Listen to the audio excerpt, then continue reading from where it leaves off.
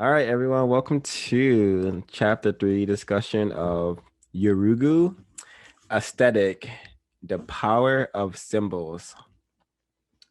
Wow. Getting started. Does anyone have anything they want to share? Oh, no, actually, let's just do the everyone. Let's talk about what they learned from the chapter. Summarize it as best of our abilities. I'll start. So I learned how the mad genius European has used so-called art to like further this insane society we live in by making art separate from like reality. Like Plato said that like that art cannot be like mimesis, which is like it cannot reflect the real world, meaning like you can't express like what's happening to like the masses, what's going on in society. So your art becomes in a sense kind of worthless. So European art is in a sense worthless because it does not like cater to reality, does not like reflect reality. So I learned that it's pretty like alarming and very interesting. And so it covers so much more than that, but that's like my small gathering.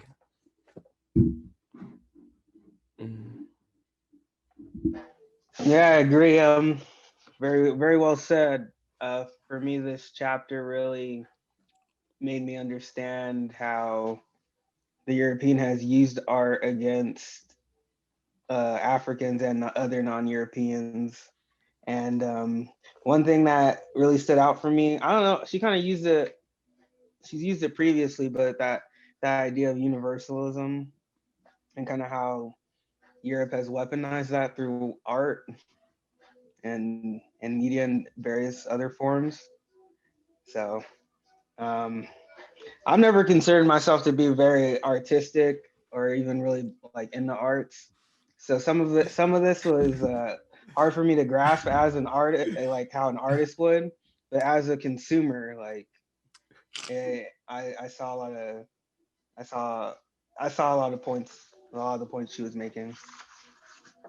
Down, Ezekiel, your point reminded me that I've always like thought myself to be like a creative, but when I like got to like the white institution like UC Berkeley, I was called like an artist, and I was being called an artist. I started to call myself an artist, but before I was like heavily more indoctrinated in white supremacy culture, I didn't call myself an artist either.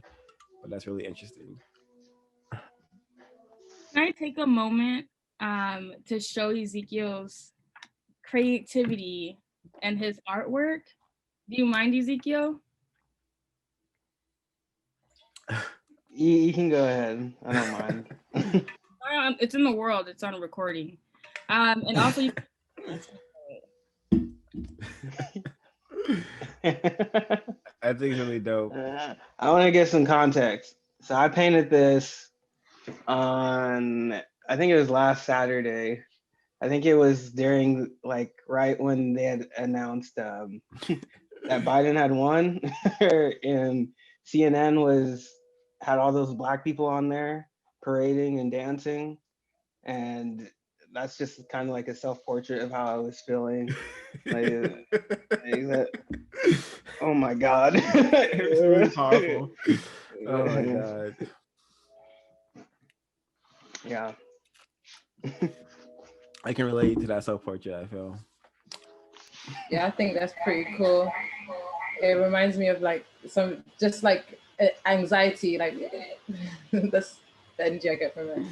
Cringe. But yeah, for me, to summarize the reading of this chapter, I'll just like just literally adding on to what Ezekiel said about like the way that universalism has been like weaponized to mean to like a European art is everybody's art, and anything else is like subcategorized or put into a little box. It reminded me of all aspects of society where if you write any kind of science that doesn't like correlate with the universalism of European science, then it's pseudoscience.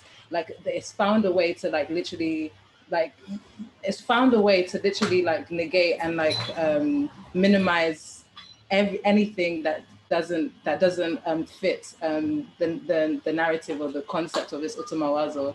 And for that reason, I really loved reading this, and especially as like a Black woman who literally grew up on the other end of I don't have the feet for ballet. I don't have the hair. Can my hair go in a hairband? When I was little, that used to be my like big thing. Can I do a ponytail sort of thing?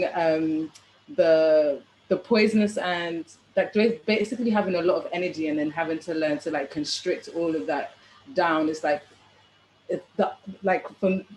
she says it best in the chapters, but my summary is just like the art form is literally, if it takes away from the African or the other, then it's upheld in the art, and it's highly like glorified. If it's like relatable, like I liked the way they talked about pop culture, like certain people relate to it, then it's popular by demand.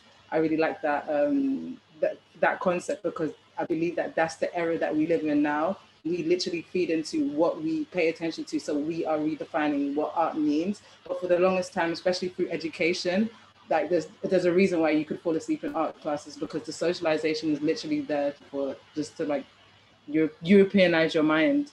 Yeah, I'll stop there.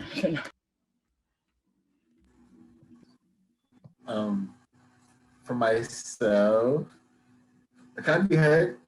Yeah. So for myself, I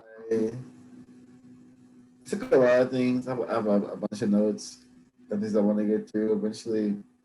But I guess the essential thing that I took away was how, I think someone already said this, but how art has been weaponized, and it's used as a brainwashing mechanism, because all of the positive reactions that it gives white people, as in giving them pride and a sense of like self-respect, it kind of demoralizes and does the same. It does the opposite to like non-Europeans, aka Africans and non-whites. And by reading this, it made me think of like all the student films I watched at my school and how trash they are and how they're all connected to nothingness, to the point where like it shows a lack of creativity. Like, I've literally seen movies where there's just a guy sitting in a room. I've seen movies where like there's a horror movie and the inanimate object of a chair is like the main character. I've seen like a lot of things to me that is pure nonsense. And reading this shows me why these things are created, because they actually do lack creativity, and it's part of their silly to not have the capacity to produce substantial art that is actually a reflection of reality, that is reality. And I also thought it was interesting how she brought in Kant, another philosopher who, like, whenever I read their text, I just want to vomit because it's so backwards and dehumanizing. And I just thought Kant was so funny. Like, just the fact that he's talking about beauty and stuff just in this abstract, robotic, mechanical way made me laugh so much. I was like, what the fuck? What the fudge is this? But yeah, just stop there. I'll go next.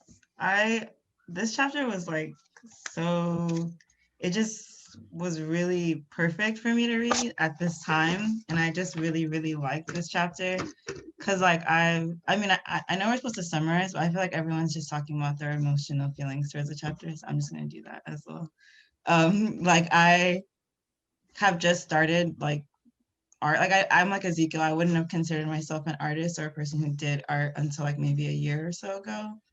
And like I've been watching all of these like art tutorials and art videos to like learn.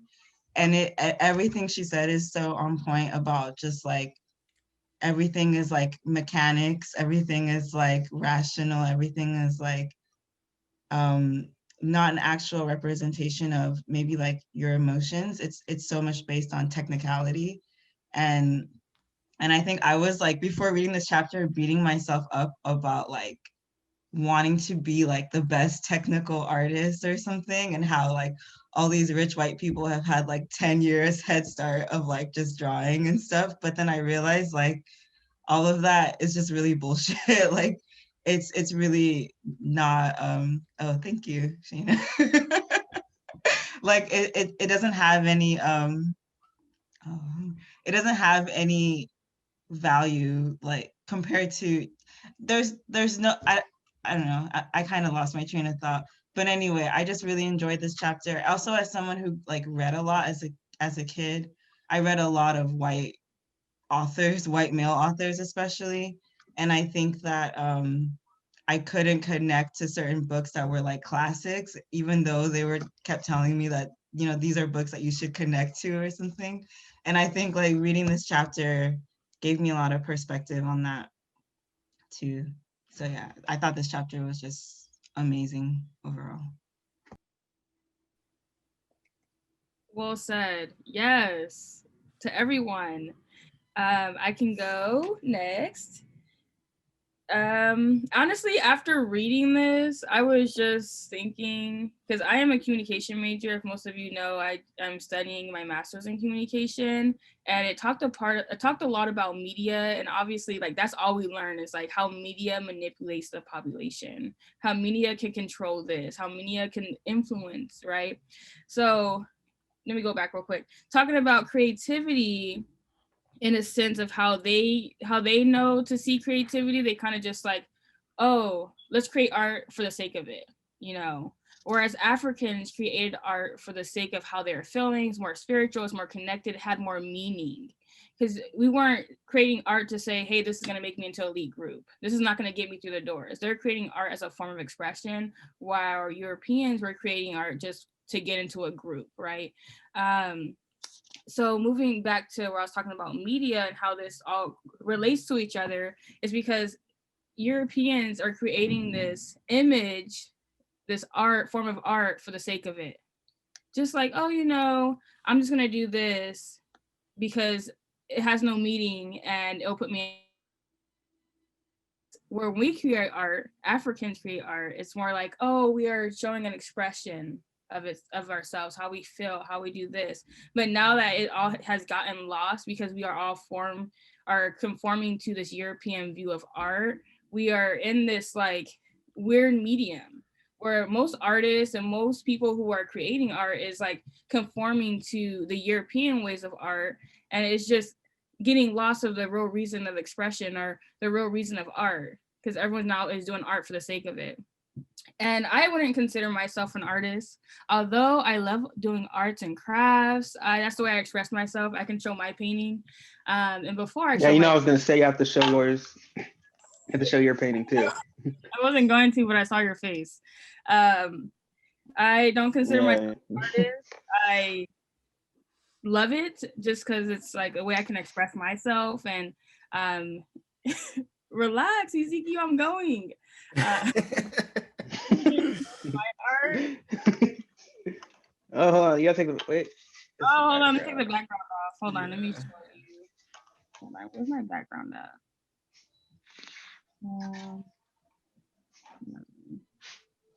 Okay. So this is mine. Oh, that's really good. Like for a non so-called artist. Yeah, that's what I'm saying. Yeah, whatever, man. Arts and crafts. I truly do it for pure fun, right? The first thing I tell Ezekiel, he's like, what am I gonna create? And I said, whatever you feel like it. I'm not gonna look up a picture. I'm gonna feel like, what do you feel like creating? You know, But that's how I relate to all the arts and crafts that I do. If I'm gonna tie dye a shirt, I'm putting music. It's a whole mood for me. Like, oh, I'm just gonna feel like throwing this color here, this color. So I think it's just like for creating this. Although I had looked at an image to like formulate these thoughts, I'm like, okay, I'm gonna do this. But just to tie it back, sorry, I'm going so long with my thing, my little spill. But yes, I'm not an artist, but I enjoy creating art for like expression wise, and for the purpose of creating art. That's exactly what being an artist is. I'm so sorry, but I'm so tired. I was going to wait till it's my turn to talk or when it's in my chapter, but I have to say it now because I've heard it too many times. We are all artists. If you are here observing the earth and you intake that in and you express yourself, that's an art form. It's like everybody here is here to express themselves. This is the same thing as the European mentality. If you do not produce art, and it doesn't end up in an exhibition and someone doesn't buy it, then you're not an artist. That's not the definition of being an artist. We need to get that European mentality out of our heads. Like the expression for the sake of expression itself is healing.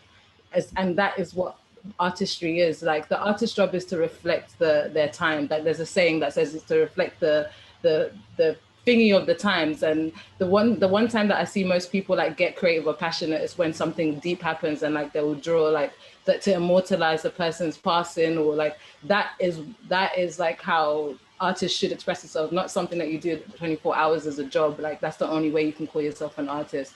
Like I just don't believe in that. You do poetry, you're an artist. Like you manipulate something and create some kind of in simple thought from it. Like viewing your painting, it made us feel something. That's artistry. We're all artists. Sorry, I have to say that. Yeah, and I want to add to what Mary said. I think if you possess a melanin, you are by default a creator. You're born with like genius creativity. It just has been terrorized out of you by the system of white supremacy.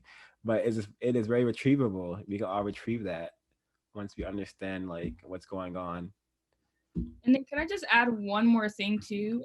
After Mary said that, it just came to mind what art like provides for us, right? Because like when we create art, it's like art is also providing something to us. Like it's giving, like our ancestors are talking to us, it's giving something to us. So like having that reflection moment of like, I just created this and then now it's providing me some sense of whatever feeling, right? So I think that's very important to also say, is like even after like looking at this, it just has so much meaning. I'm just like, oh wow, and it's on my desk every day and it's like beautiful Black woman or whatever it is.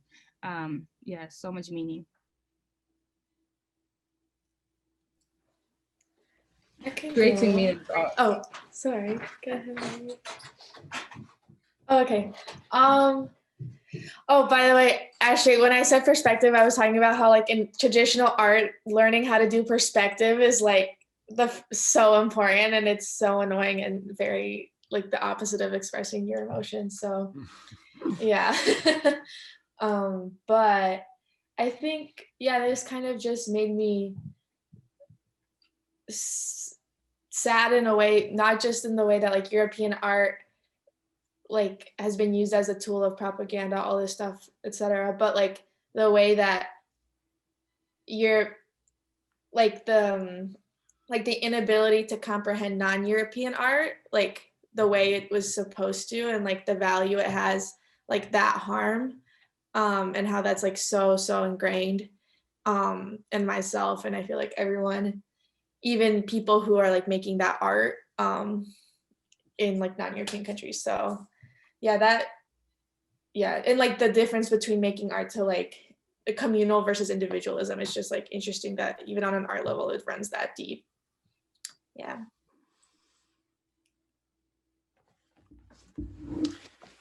All right, I think that was everyone. So thank everyone for Dana. Oh no, Shana. Oh wait, they didn't read. Sorry, exempt. My bad. She's exempt. Does anyone have anything to share from beginning in the chapter? I don't have anything to comment on until like about 203. So be my guest, everyone.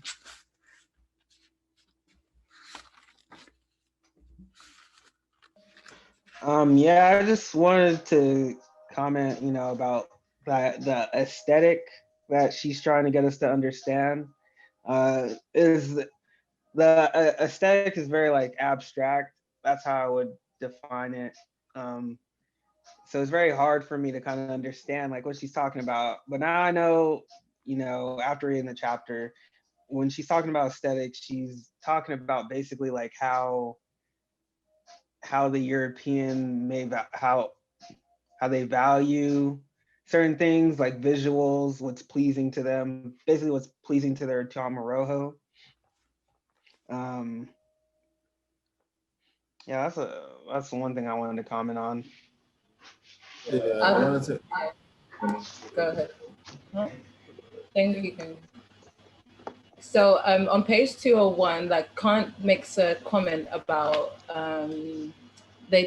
she expresses Kant's comment about the analytic of the beautiful, and maybe it's just me. Please like cleanse me if I need cleansing in my mindset. But I kind of agreed with the statement where Kant basically describes beauty to be universal, and it doesn't need any form of validating. And even if you like try to like convince someone of that it's not beautiful, it still remains valid universally. Like, let me just read so that made sense to me, and like I kind of agreed with Kant, and I hate him, he's a cunt. But yeah, let me read the part. It's the beautiful is that which pleases universally without requiring a concept. If we wish to, okay, that part I don't agree with. It does, concept comes from the beautiful. If we wish to explain what a purpose is according to its transcendental determinations, we say that the purpose is the object of the concept. Insofar as the concept is regarding as the cause of the object, the real ground of its possibilities, and the causality of the concept in respect of its object.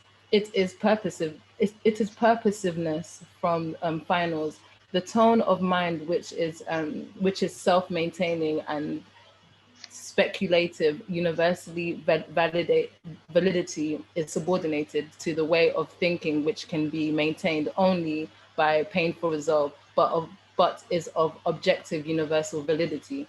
So yeah, for me that like I already explained what it means to me, but what did anybody else make of that statement in particular from Kant?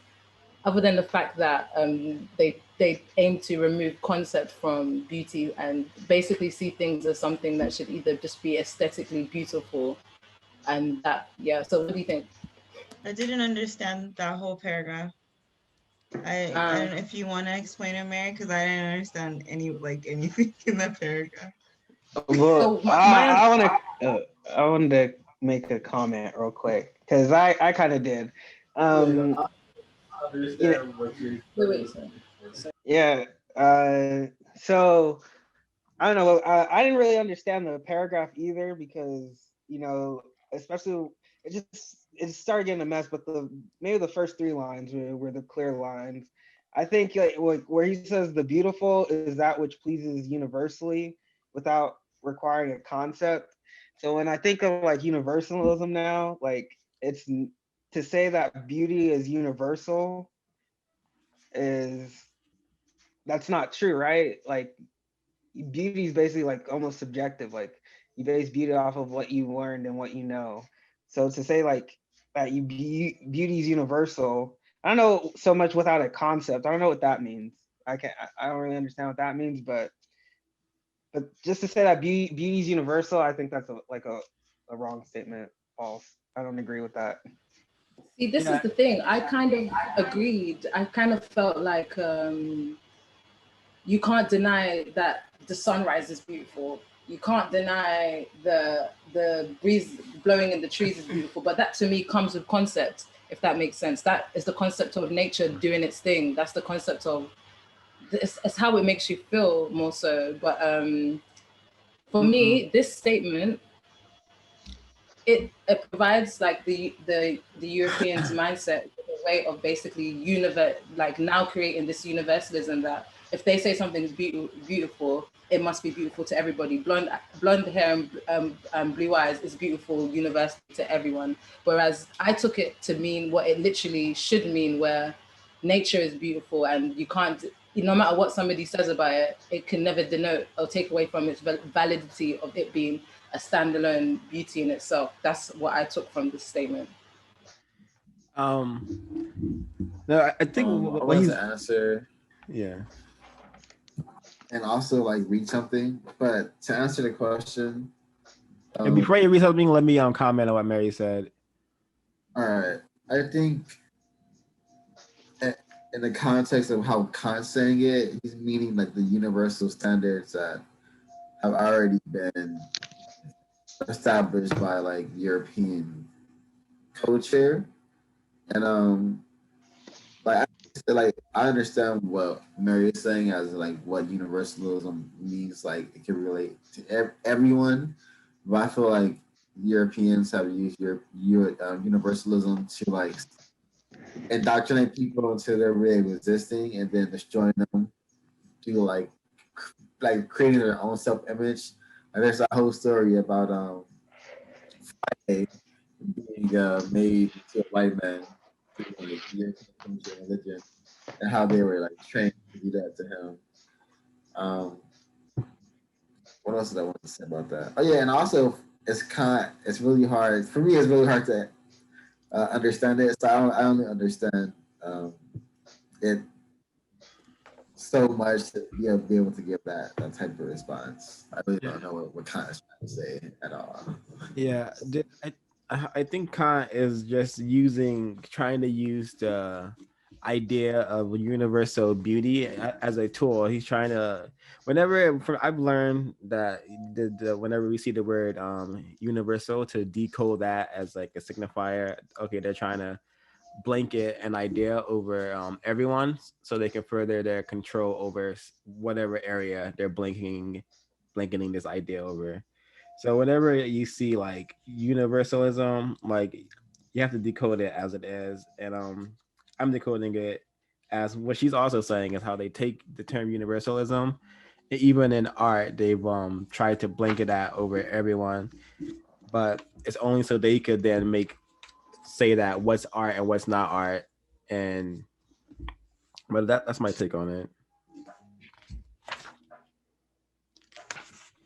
I just add something. I know Trey wanted to read something after this, but real quick too, like after reading that portion, I was already stuck on when it said the beautiful, because that already implies that there's some form of right or wrong, or there's some form of beauty. There's already a definition behind beautiful that is already implied into the sentence. So for me, it's like saying that the beautiful is that which pleases universally is just like it's made up. Like the whole thing is made up. Beautiful is made up.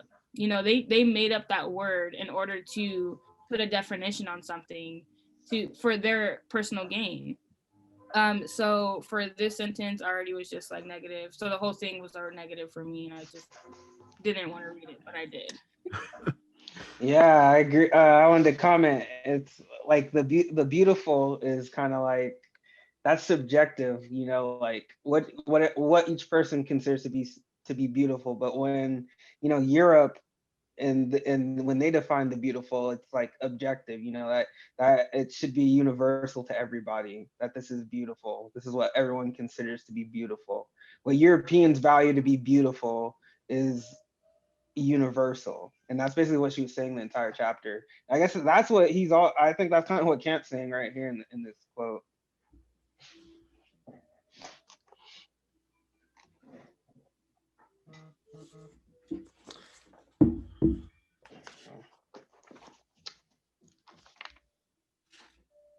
I wanted to read on the first page, chapter 3. It says, I don't know what page it says, page numbers, 199. It says, this sense of the European aesthetic is closely related to value. That is, its themes are expressions of European value. This is the aesthetic that reaches to every layer of the culture. The values and images involved are not limited to the ordinary person, although they are more consciously expressed in the media that addresses itself to the non-intellectual and to the popular art forms. But this should not confuse the issue, because perhaps unconsciously or at least non-verbally, this aesthetic affects the intellectual as well.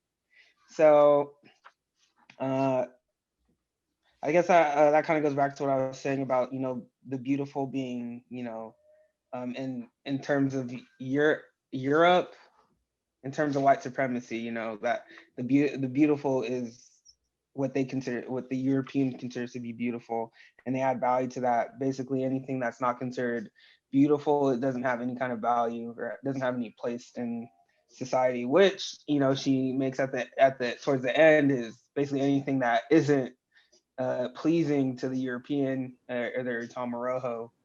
or anything that isn't expressing some type of control or power over other things or beings.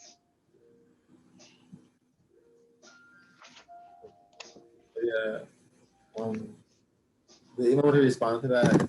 Yeah, I agree to that, Ezekiel.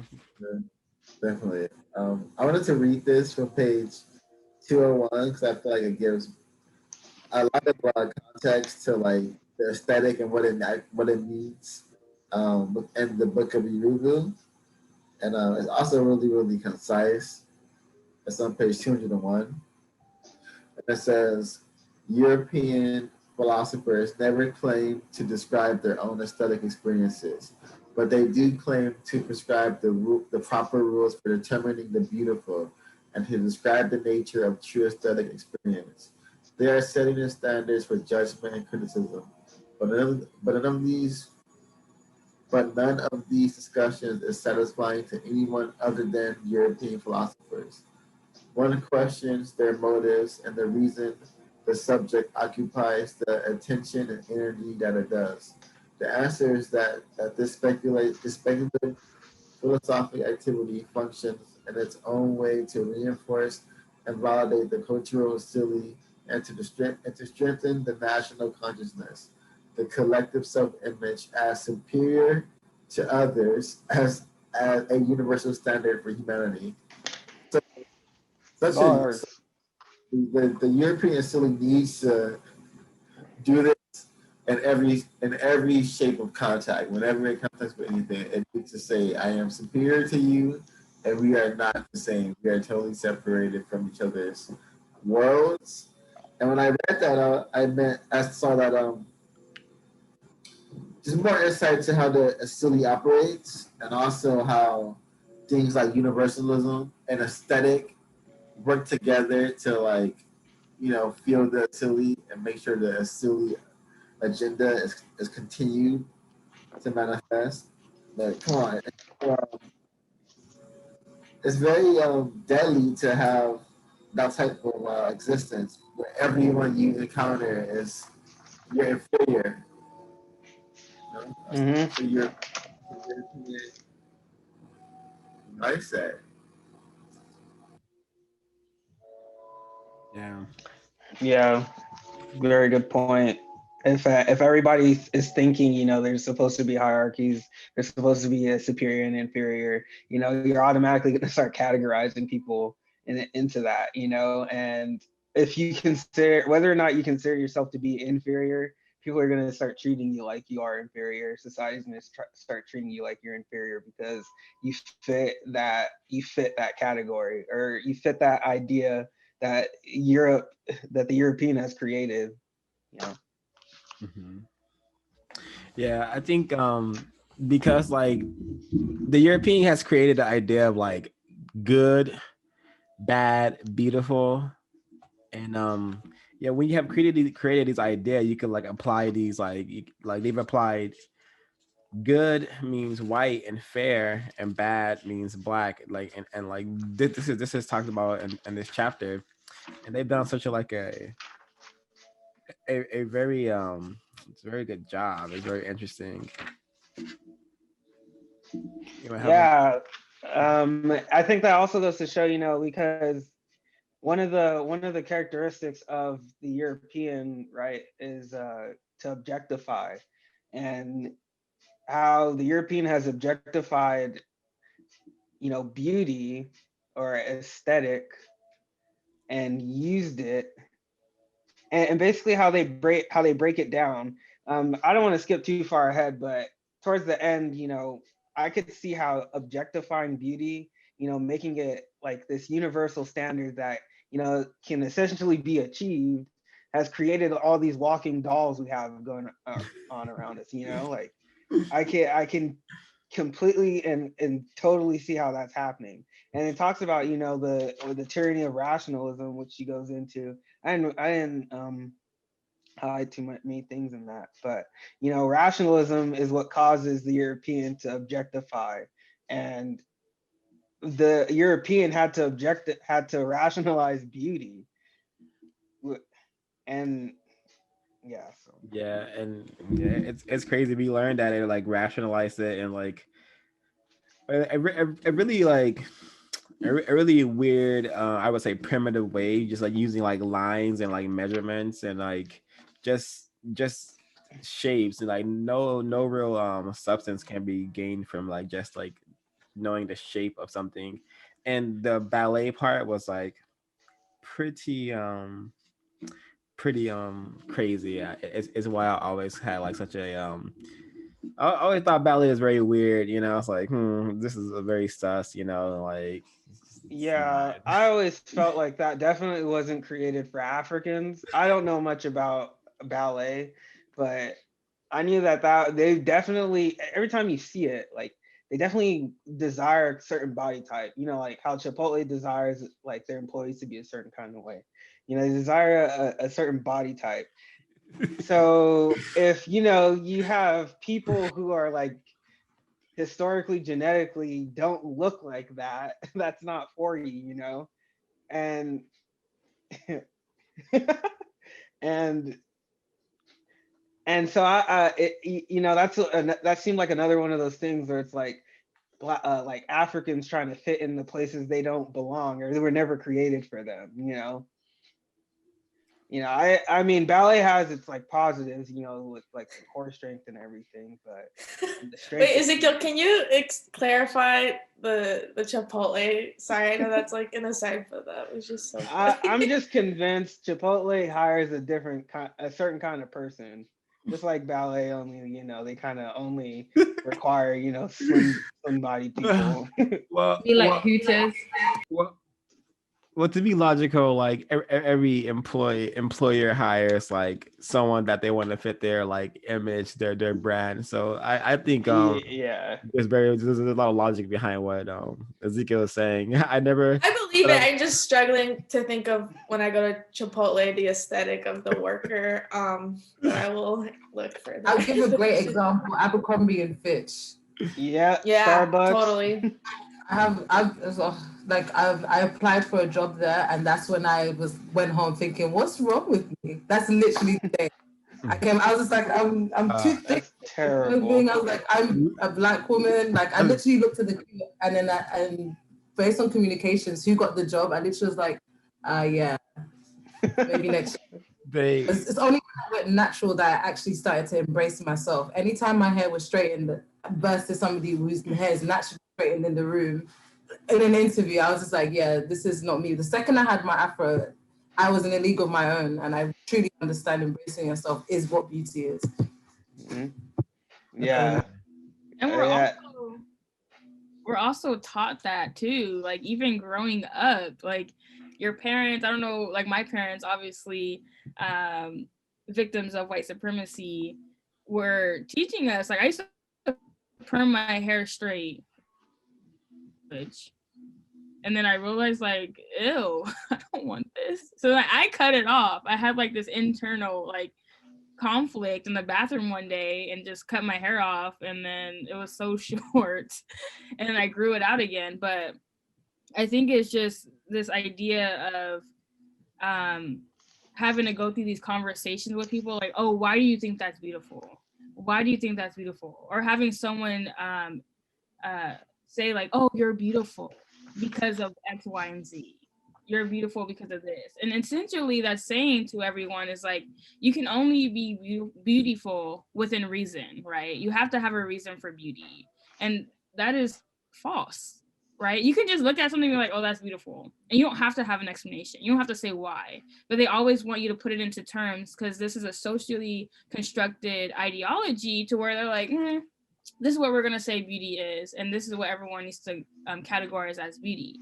If you think something otherwise, you're seen as strange or, ooh, no. Like even growing up in like Black men, no. They're just let the trauma out. Victims. Yeah. I came out with my natural hair and dark complexion, they're like, It's like, I'm the most natural you can get. Like, what do you mean?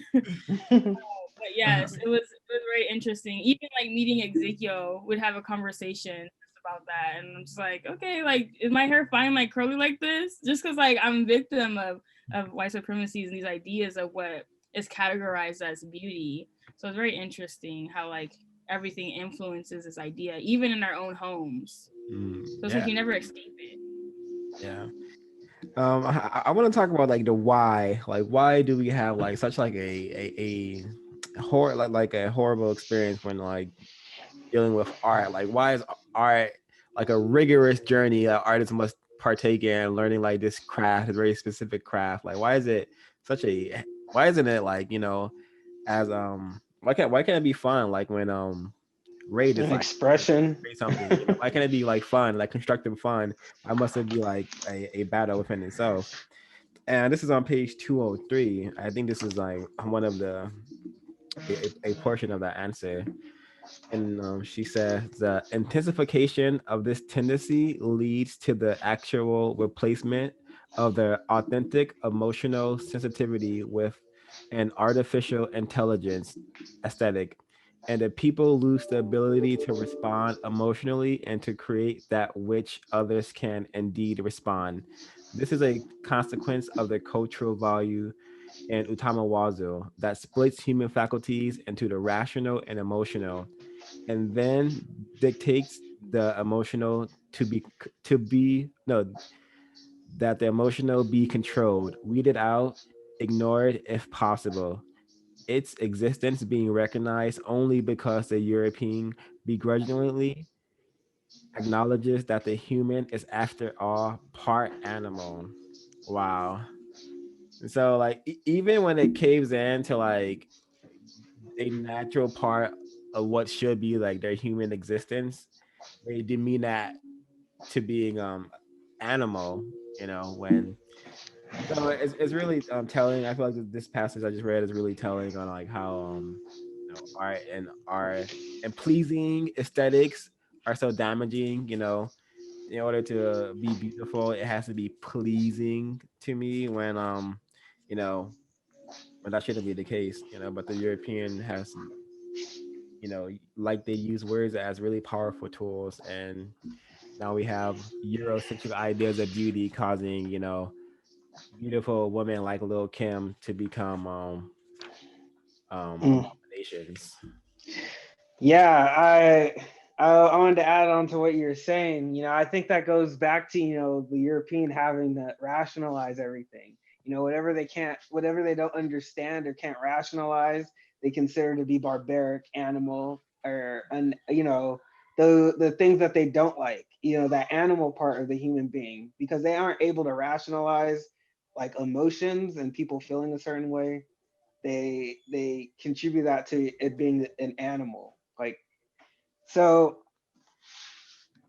so that goes back to, you know, the European needing to objectify the beauty. You know, on page 202, on 202 it says, as a result, Europeans are taught to approach the aesthetic experience through analysis.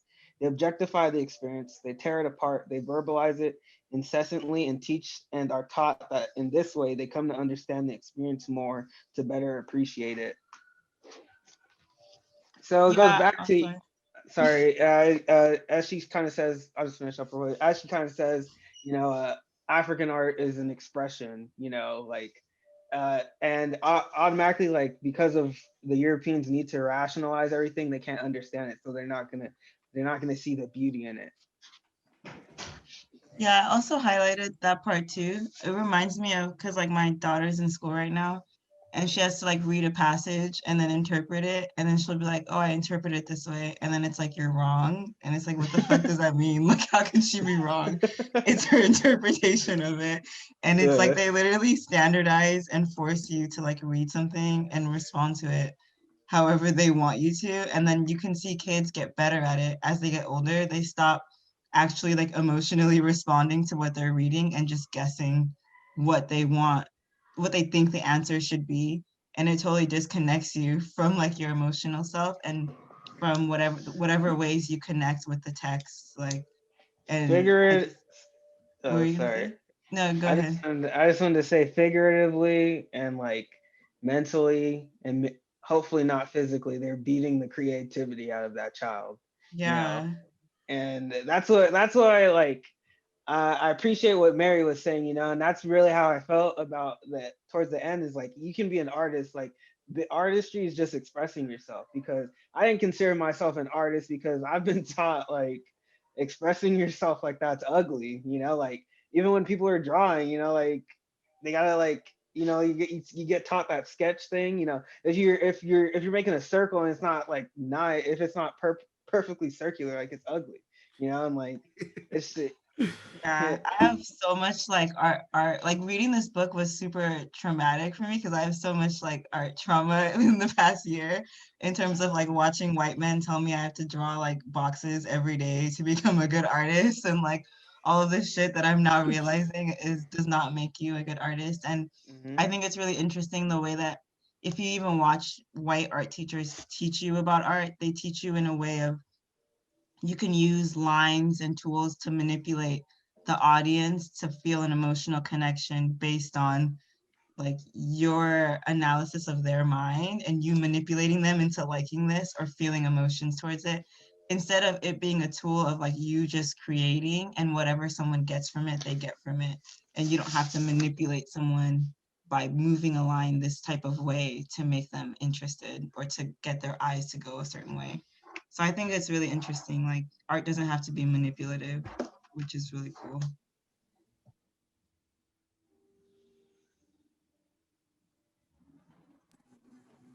yeah. Yeah, I definitely agree with everything that's been said, and I think this kind of adds to what Ezekiel has started off with. It's on page 208, and it reads, "These are cultural factors that the creative European must overcome. Art, divorced from spirituality, is culturally debilitating. Secular art is not natural but artificial, and a European artist is under immense pressure to perform an all but impossible task.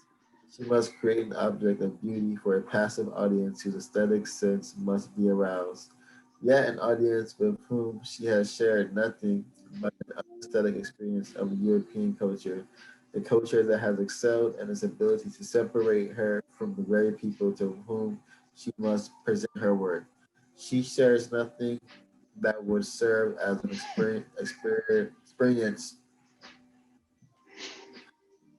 experiential base through which she and her audience can communicate emotion."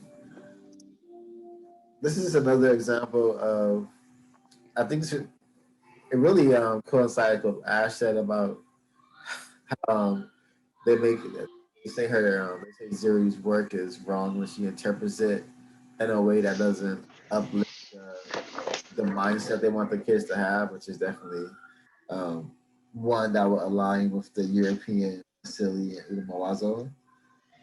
When I was reading this, it reminded me of how I just experience um, certain art forms that are super white, because in my school I have to watch a bunch of hella white stuff, and it's super like word for word what she's saying. It's so not connected, so disconnected, so deviant, and it's just not good. It's not good art, and I just wanted to share that. Any comments? Yeah, when you were reading that part, it got me thinking about I can't think of anything in particular, but like just a cartoon of, I don't know, there's this show on Netflix, it's called The Pretender, and it's like an anime. But there's an episode where it's an art episode, and the artist is going into the art, like the museums or whatever, looking at the art.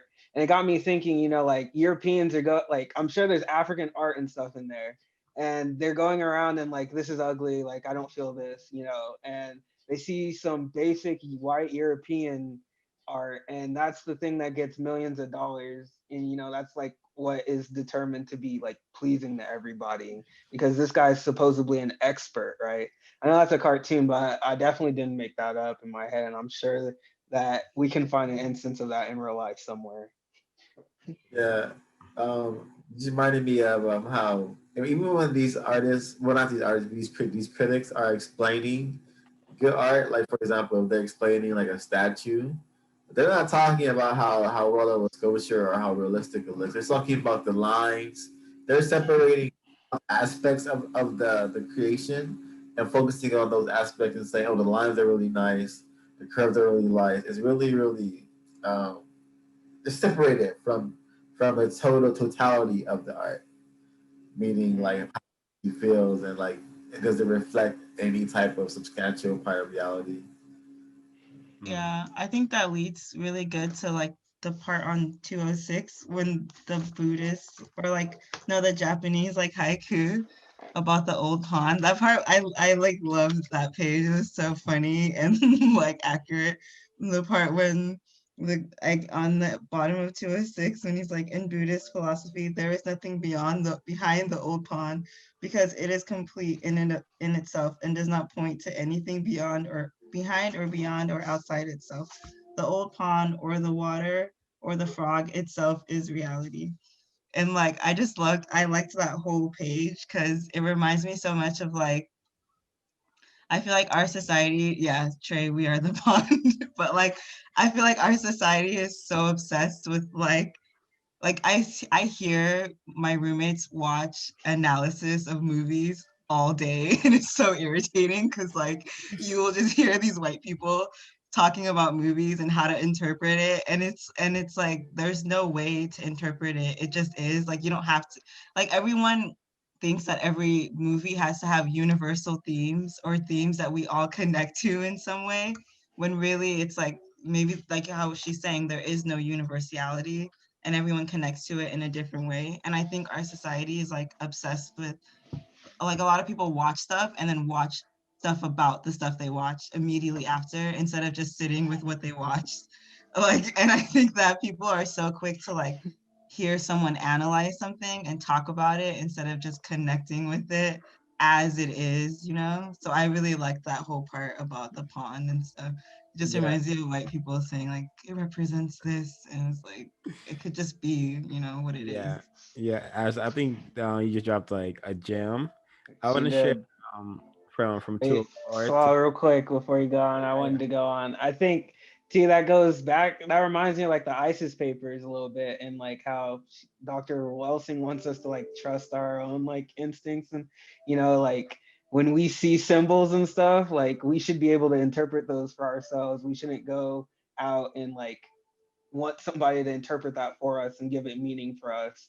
So I think like when you said that, I'm just like, yeah, I'm gonna stop doing that because I did that for Parasite. Because I was like, what just happened? Like, what did I watch? I should just watched it over again and like, like seen some stuff and like trusted like, yeah, that's what I feel. That's what it feels good to me, and that's what feels right. So I think I'm gonna start doing that more. Hmm. Yeah, I agree. Trust our own decoding analyst bit abilities. Did anyone else want to comment on what Ash said, shared? All right, so I want to read this from 204, and it's and I think she's quoting Abraham. When critics like Gombrich say that the African artists were incapable of realistic presentation, they quite miss the point of African art. If they seek like if they seek lifelike representation, they should turn to secular art, the art which was produced for decorative purposes or the purposes of records, rather than moral art, the art whose inspiration is the intuition of a world force. So I really appreciated this because it allows me to like, think of art as like art that deals with like, the collective struggles of people of like just reality. Okay. If your art is not talking about like real stuff, like what's going on, then it shouldn't be even called like art. Like, what is it? Like how is it gonna? So I think when it comes from the world force, that's like, the collective like consciousness.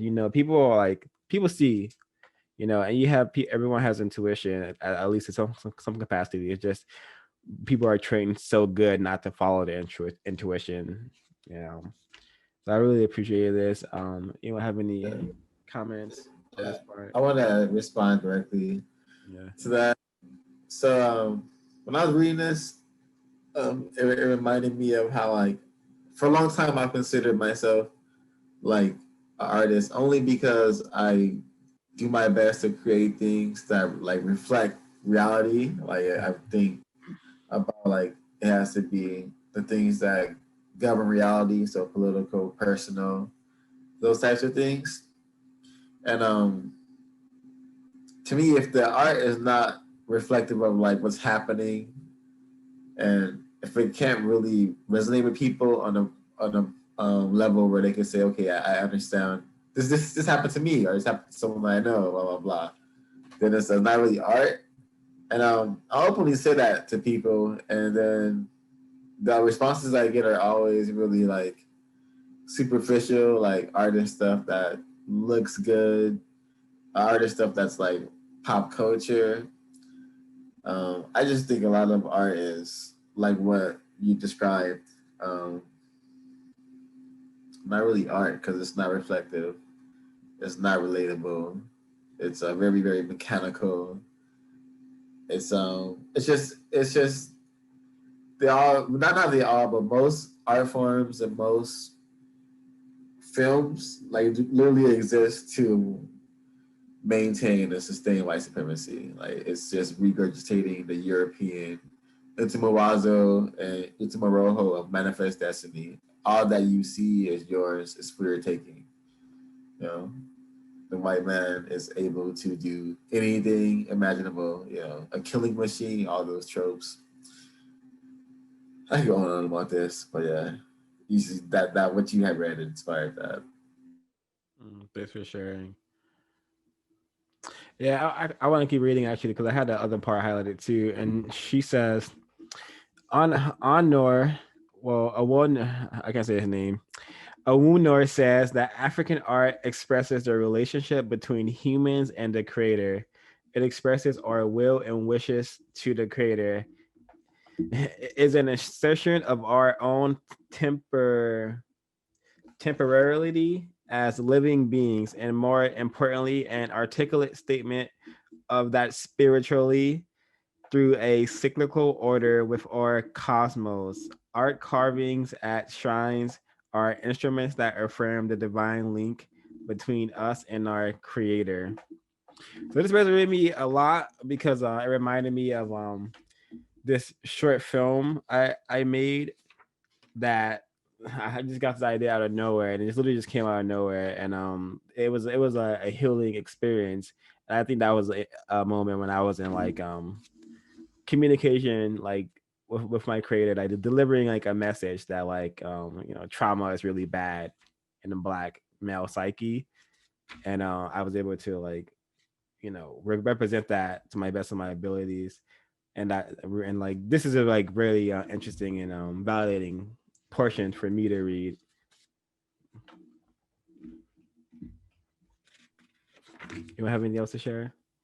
Even though I haven't caught up to the readings, I just had a thought, feeling like back in school, and I think it's what I carry to this day, that the reason why I don't feel like an artist is because like back in my school, you weren't like good if you didn't like win awards, or like if you didn't get this like advertising graphic design award, like you weren't like, you were just like, oh, you're just okay.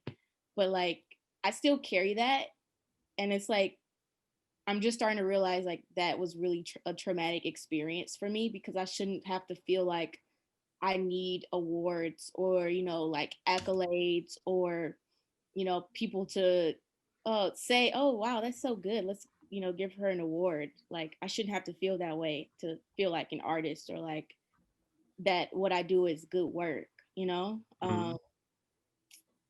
but yeah, that just in the discussion made me think about that Yeah, yeah, I think that just to decode what you just said, I just see that as one's need for validation. We're trained in the society to seek validation. So awards is a signal of validation. Accolades are a signal of your accomplishments and whatnot, and which is another sign of validation. So this is the society like that in which we live on, that thrives on like attention and validation. And this is like the European mindset that we all have to break, because it's not beneficial to us. Working on it. Yeah. Are we all? I just wanted to say, I wanted to comment too, I think a lot of times those awards too, because I think she mentions in this book, Plato says something about something similar, but those awards can just be seen as, those individuals may be achieving like what the European considers to be good and, valued. And which is kind of like what she said, Plato said in the beginning, was like, when people reach like certain levels, they already think like him. So, those things are being praised, and those are the things receiving awards. So I think, it's important to realize it put in that context and that perspective. I don't think that's anything you want. You don't need any of that. Yeah. I think understanding, like I've like recently gathered like the thoughts that I think understanding the system of white supremacy, if you really wanted to become successful in the entertainment area, all you would have to do is create things that is pleasing to the European mind, which is like making fun of Black people or showing Black people in bad positions, or stuff that goes in with the status quo. If you started producing that kind of material, one's platform will grow because that supports sustained white supremacy. And I could be wrong, but I'm certain this is a fact.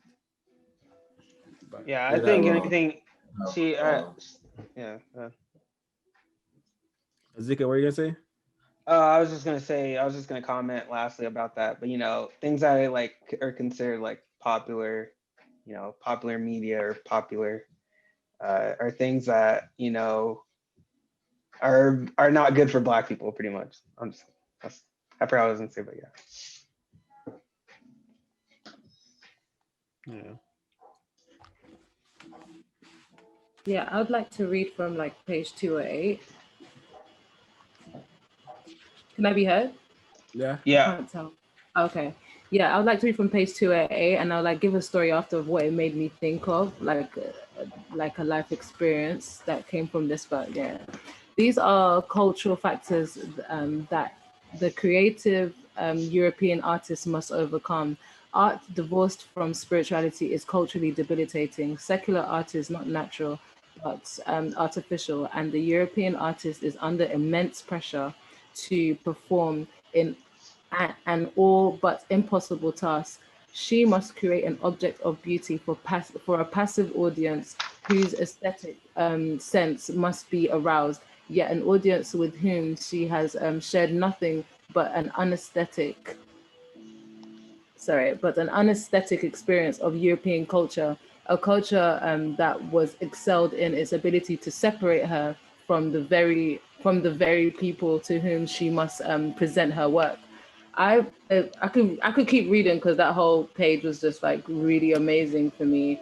But like the first thought that came to my mind was like an experience of like my friend who, like, she's an amazing artist. Like I would by the end of today, I'm gonna grab her work and like just show you like what she was able to develop her artistry to without going to any kind of school, and like practicing herself, like getting watercolors in and teaching herself how to paint. So like she had uploaded a photo on Instagram of like a video of her basically completing a piece of art, and it was a very, very an aesthetically beautiful woman, and like had like the most perfect like small sizable lips. And the very end of it, she got black paint and then literally just like did for the video. This was the art for me, was just drew paint over the lips, like to just distort the image.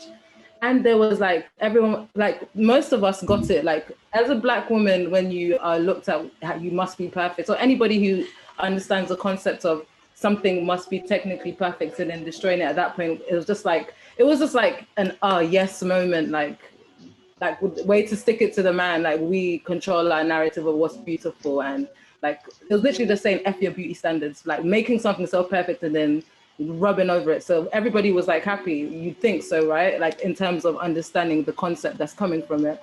There was a comment underneath like that was so beautiful, and then you just had to go and ruin it. This is why it's important to go to art school. She was so distraught and upset. She was so, and when I clicked on it, because instantly when I saw that, I was like, this is bullying, this is evil. When I clicked on it, it was some random, you could tell it was a European or white person, and like, or just like a random picture, like had no post. And I was like, oh, are you a Russian like bot? Like, are you a troll? Like, what is going on? Like, so she came over and she was like very upset. And then she was just like, she's not going to put her work up anymore. Like that was her first like experiment. And I was like, no, I got it. It was healing for me. Do not pay attention to these people who work on technical form. The fact that he couldn't wrap his mind around to show that the statement was like you remove the perfection, just showcase the European asili that was perfect. Why would you ruin it? And to me, like I also read like, oh my God, that was like arousing to me. Why would you destroy the part of it that makes me aroused?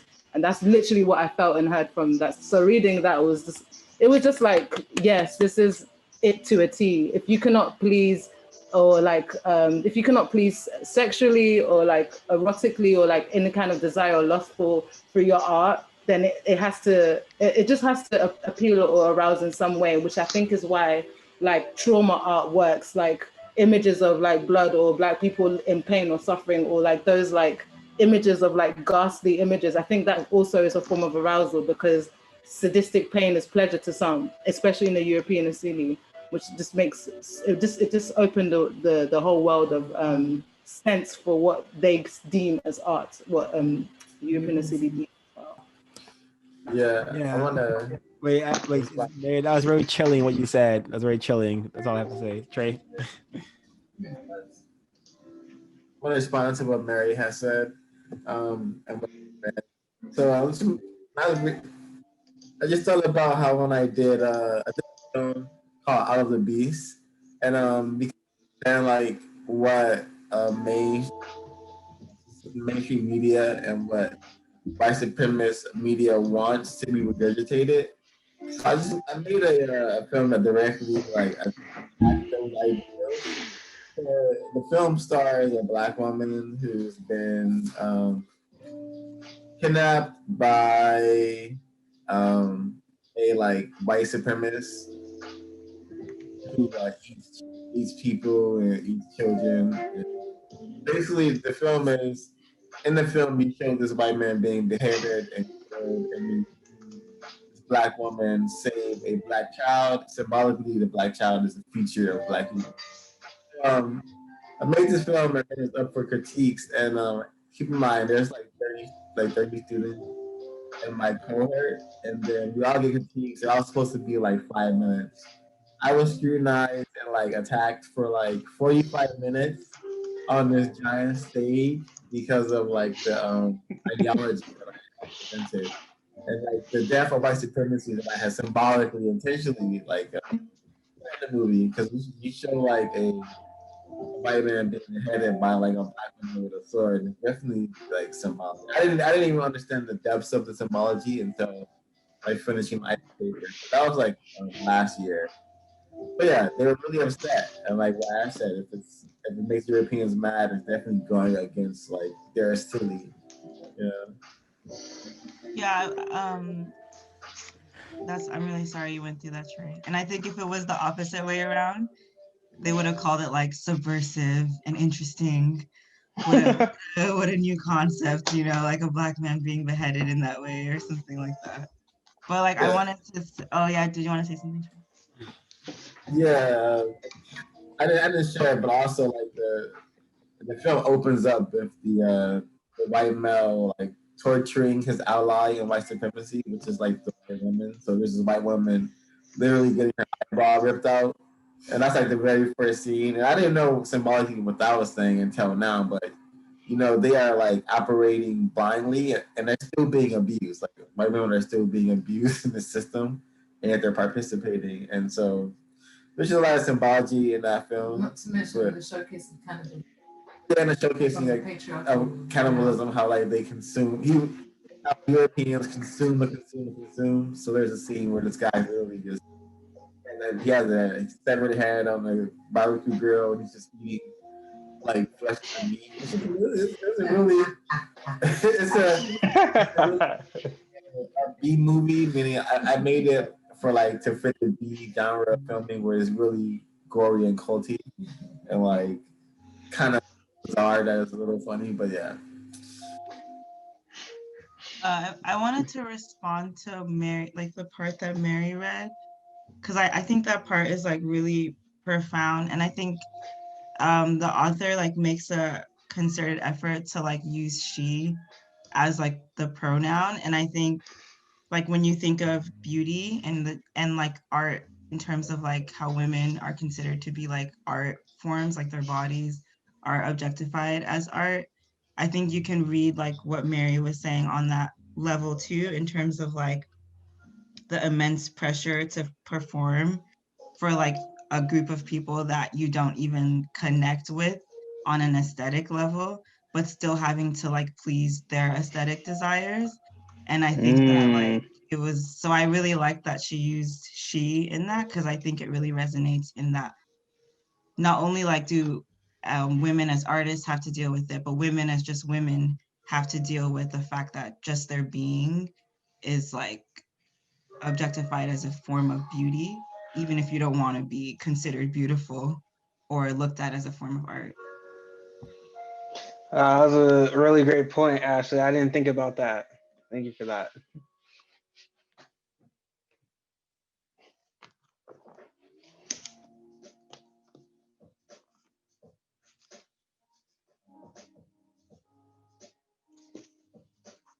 But yeah, if no one's gonna reach this yet, I would like to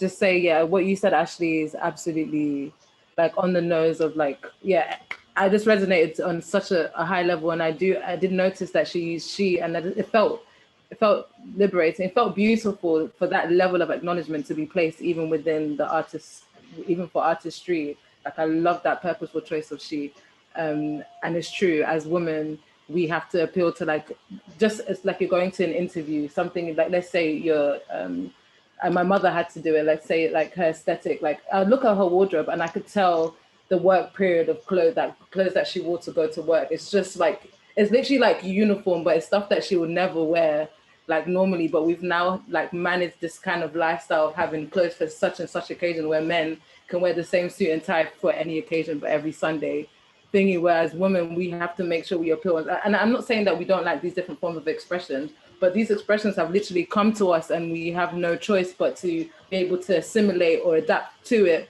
to fit in certain environments. And yeah, and if you don't, you're either crazy, like certain hairstyles you'd be called crazy for, like my one right now. Like I always consider, like, should I have my hair like this when I'm going to be in a mental health setting? Because they'll be like, this person is a bit too wild for a mental health space where you're trying to basically assimilate back into like mainstream European culture and showing them they should be in a certain way. Like, yeah, it's something I constantly have to think about, even through trying my best to be myself. Yeah, exactly. I feel the same way. And like I'm obsessed with like watching plastic surgery videos. So like there's a whole nother level to like what I read, in that like women in this society are so divorced from their body as like a form of like, I don't know, like a form that provides purpose and is existing so that you can do things, and more of their body as an art form that has to be seen, to the point that they like go through plastic surgery and change their bodies to appeal to others, when like back in the day you could never even see yourself ever because there weren't so many mirrors. So to think that people spend so much time looking at themselves is pretty crazy when you think about it, because a couple centuries ago you didn't even really know what you looked like. I totally agree, and it brings up this like whole like modern concept of like pretty privilege, like, and if you can appeal to a certain aesthetic, then you be like in this bracket of where you could be treated like a princess or a god, or like anything can abide past you because you are like the aesthetic of life. And yeah, that's what everybody's aim is, to get to or look like or be with. Like yeah, where did I say that? okay, so like back when I in 2014 when I was doing my psychology degree in psychology and counseling, each of us had to like focus on like different like areas of psychology, and like the first thing, I don't know why, but my brain was going to attraction. I just wanted to learn about attraction and physical attraction and what makes people attracted to people, because growing up as whom I am, I always observed it from an outside perspective of, oh, this is what people like, because it wasn't textbook me, if that makes sense. Like I would have like, there was even a time when I turned like 18 or 19, and I was just chilling with one of my friends, and he literally was like, the most beautiful thing about you is your lips. And instantly I was like, okay, I'm going home. This is just Mac, this is game. He's lying, because all my life I've been told my lips look like shit. So like, I was like, this is like, it literally configured, like just, my brain just went off, and I was just like, that's a lie. Like it literally fucked with it literally messed with my understanding of myself. It was like an intervention sort of thing. And I had to like dwindle down that people could have a different perspective, especially somebody who was not did not have the same mainstream upbringing or social conditioning what the TV gave them. Like for me, I was just like, if you watch certain channels, then you're gonna think this is beautiful. Like literally, you can, by what people watch, you can tell that like what they're into, their mindset, sort of thing. So if somebody was like, oh yeah, I watch I can't remember, there's something, I'll be like, okay, I'm not talking to this person, because they're gonna just like place or project all their judgment on me, and eventually tell me I need to wear a wig or a weave. So I'm out of this situation, sort of thing. Like I learned to understand that conditioning will literally make people decide what is beautiful to you. So yeah, so that was my main. I say all of this to say like that was my main focus. So and what I learned, I did an essay called "Looking Good, Serving Less," and there was several studies. I'm going to put one of the studies in here. There was several studies that were done that if somebody is aesthetically pleasing to you, you punish them less. And they did a study where participants thought that they were like harming children, like with just like a gentle buzz. And if they considered the child to be aesthetically beautiful, like beautiful, I'm not sure how they did the survey on how they generalized what child is beautiful. They would administer more pain to like the child that they thought was unattractive. And the study even proved that within that facility, it was mainly who they saw unattractive was the African and Black kids in the place. So they would be punished more. And you just look at life, how it is now, based on what they say is aesthetically beautiful, you can get away with murder as a European white woman and or male in a sense, because my study was about males and it was like physical attraction. Let's take it to race. You could get away with murder as a white person when it was within the same race. If you're attractive, you can get away with it. Look at that man who got his bail money raised because he was physically attractive. That is the perfect example of pretty privilege. So I think the European, I say all of this to say the European focusing on creating that sense of universalism is all a very very cunning and intelligent important ploy to make people believe that that basically so they could go off scot-free because they're the beautiful, they're the ideal, they do no wrong. Yeah. I wanted to we're talking about art, and on page 210, it talks about how it gives a great example of how the European mind responds to art, and in this context, it would be music. So I'm going to read this. Page 210. The European mind responded to music in precisely the same way as it responded to every kind of phenomenon with which it was presented. Music was analyzed, dissected, studied, and translated into the language of mathematics. It was written down, and then it could be read as one would read a mathematical equation. And true to the pattern of European development, the intellectuals who created this new music were successful in introducing it into the culture as a whole, because the culture itself was predisposed to value such an approach. With writing comes control. Control for the Europeans comes power. This is the nature of the Ultima Rojo. This obviously is far more aesthetically pleasing to them than the creativity and spontaneity that results from the interaction between human emotion and the medium of music. In the West, an artist of African descent who has somehow miraculously inherited the genius of her culture via her ancestral memory and plays without ever having studied the tools of the European is an embarrassment. It is like European science being confronted by the astronomical knowledge of the Dogon people. It exists but shouldn't. So I have like so many examples of personal experiences of this exact um, experiencing this exact European analysis where it's dissected, studied, translated to the language. Um, like one of the processes in my grad program is our like critiquing sessions where we have a category for every single element of the film that we make, and it's critiqued and heavily scrutinized. And because it's like mostly, it's only white males, white old males responding to it. It's and the last movie that I just did was like about it was called, for context, the Vagina Musical, and it was directed by a woman. It stars like mostly only women. The only guy, uh, the only white male in the movie is a rapist. So like the professors were not really messing with it, and then like they even went as far as telling the director that maybe she should write the movie from the male's perspective, even though it's about a talking vagina. So yeah, it's like if it doesn't suit the silly, they will try to like make it such, you know. So I wanted to share this. Anyone have anything want to add to this? Because I think this is a really great like breakdown of the European mind and how Uzuma Rojo literally will separate everything down to the simplistic form so it can be easily digestible and consumable. Yeah, I think it goes back to, you keep seeing the themes recurring where, the European has to rationalize in order to have control over it. They have to objectify in order to have control over it. And, your example of those Europeans needing to control that, to control that film. I wanted to read this part on 211, or let me do 210 first. On the bottom, the Europeans then create a fast, I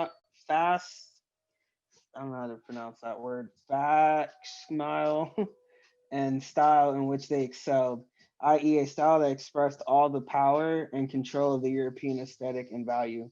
They created the symphony, a technical and organizational masterpiece, the epitome of specialization and in performance. So I got still speaking on music, and start talking about the orchestra. And I don't know about you guys, but I've never enjoyed anything about that. I actually was in band in school, and we were kind of like forced to play in an orchestra like 3 times a year. Um, it's very organized, very technical. I want to go and read this part on 211 where it says again. Can I respond to the Yeah, orchestra? So yeah, when I read that part, something clicked in my mind. I was like, orchestras are like symbolic in the form of music, where like white people are expressing their domination and their power and intelligence through like orchestrating music, and like having the guy, the conductor, hold like his little in his palm, he's holding a little black stick to symbolize his like power, his like it can symbolize his power, also him conquering like blackness, conquering black man. So when I also never enjoyed symphonies or orchestras, and I also was made to play in band. I had to play the flute and the clarinet, and then my instructor, the European guy with blue eyes, who would really scream at us all the time. And when he screamed, spit would come out of his mouth. He was like a white guy teaching music class in South Central LA. Shouldn't have been there. Really scary guy. And this is when I was in elementary. But Yeah. On 211, I wanted to read Again, it is the technical aspect of the craft that is emphasized in the European tradition. And as the technical order intensifies, its musical instruments become more and more mechanical, electronic, synthetic, and unnatural.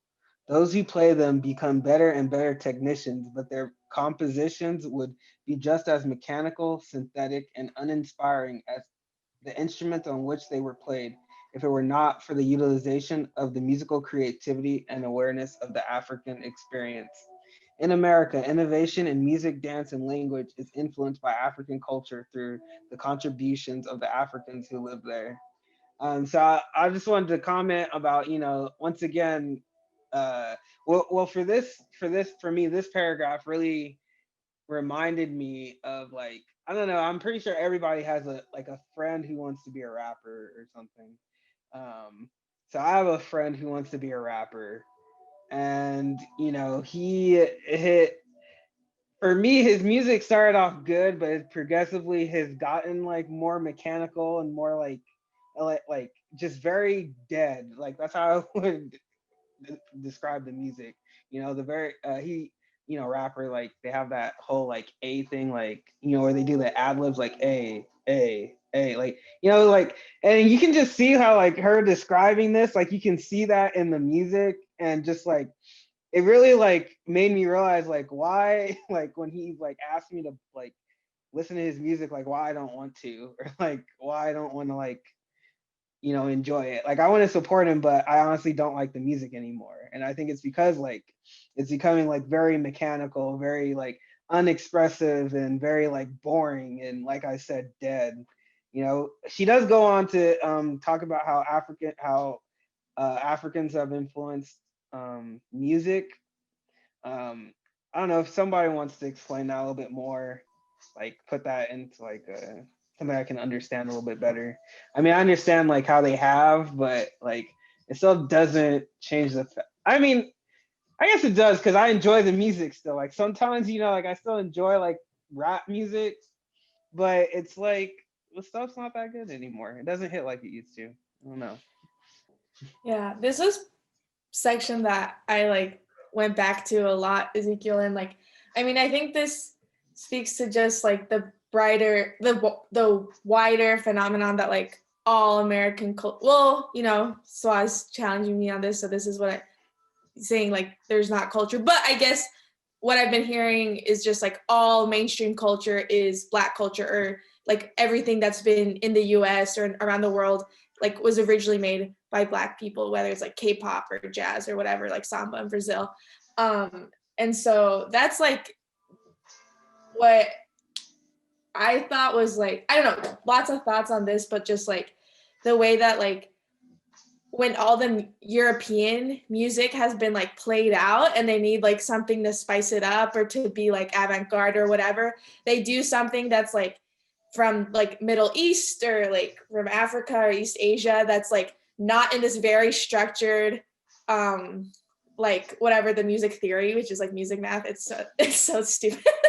But and it's like done poorly, but then it advances. It's not just like cultural appropriation, like it's so much more than that. It's like really, yeah, it's like so, I don't know, insidious. Like it like is there for inspiration, and then they benefit off of it, and then kind of just like, but don't like recognize it for its original beauty. It's like in this very exotifying, it's like still because of universalism, right? Like it's always still they're trying to apply like things back to like European music, but it's not in the way, I know that's like very long-winded, but you know what I'm saying?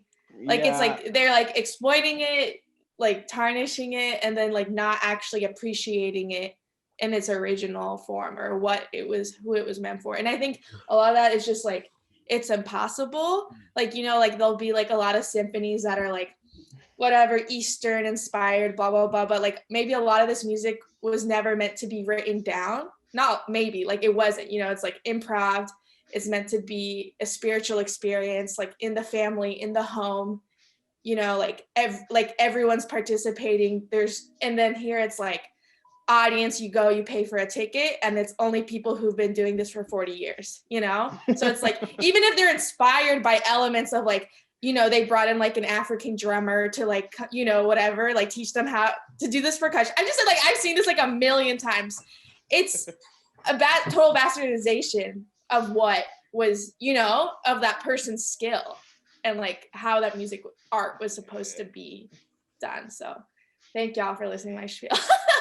That was great. I wanted to add one more thing, because while she was talking and about how like you know, Europe will basically go and look for things to spice it up, it really got me thinking about like Beyonce and her like sudden like her sudden like how she all of a sudden loves Afro beats, and like everyone's like obsession with Afro beats now. So when you're talking about that, it really got me thinking about that, and kind of reaffirms why I can't trust her anymore. But go ahead, Swal. Yeah, I agree with you, Sarah, that originally like all white culture is created by Black people. Like white people wouldn't have a society without Black people. But I totally agree to what you said, and also on like how white people love Nina Simone because like, you know, they made her a lot of money. Like we love Nina Simone because she wrote like really like, you know, real good music. You know, I'm sure white people like Nina Simone also because it sounds good to them, but still, like, can they relate to Nina Simone? You know, I doubt it.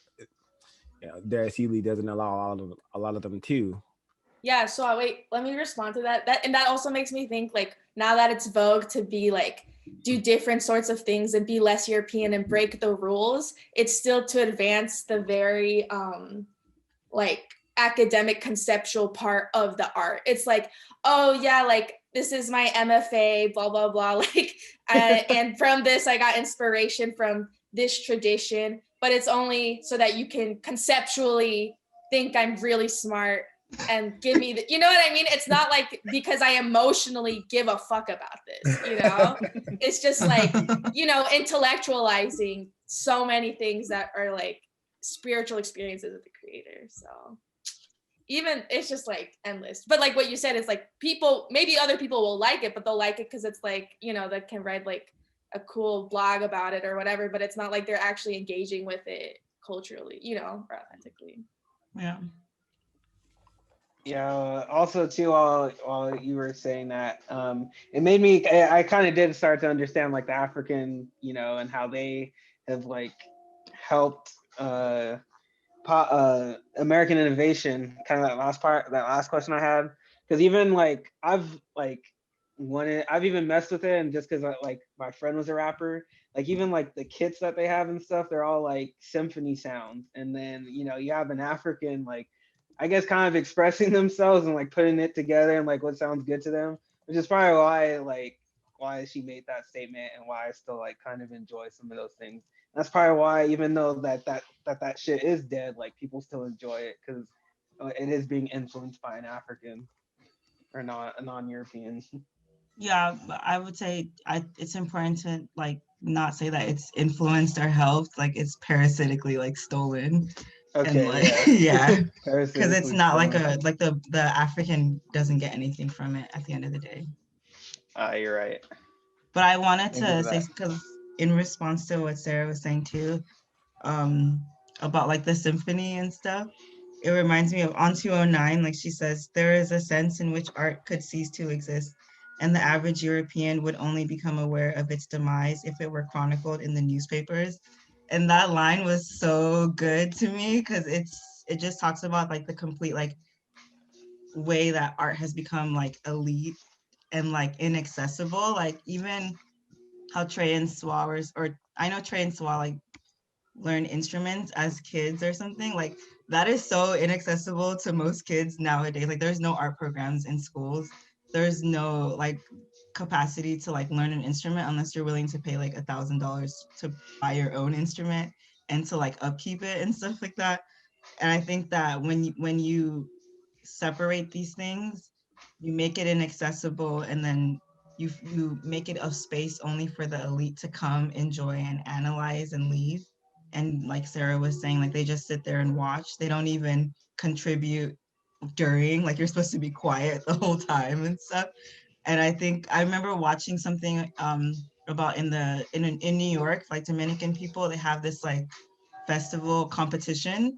I don't remember what type of music it is, but like the whole family, everyone plays and they practice like for months, and it's like this huge event that the whole community gets involved in and all the kids are playing.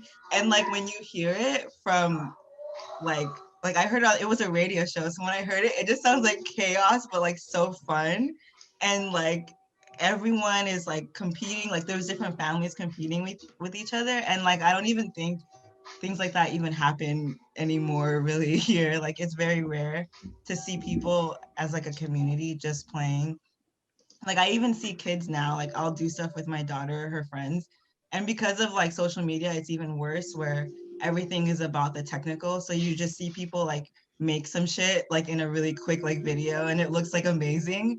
And so like little kids will literally think that they're just gonna like start drawing, and if it's not this perfect art form, they'll stop. And it's really sad to watch because it's like they lose like hope in themselves or just enjoyment of the process because everything has to have an audience now instead of like you, like the people who are doing it, the audience, like communally, like together being involved and not just spectating. Like I like the idea that no one is a spectator, like everyone has to be involved in some way.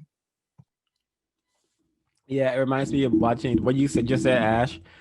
Like I think a good example of when we look at like award shows and they have like performances, like all the white people are just like, you know, kind of like not doing anything, just observing, and a lot of the times the melanated folks are you know, moving more, you know, they're having very different experiences is what I can see from Also, that. Mhm.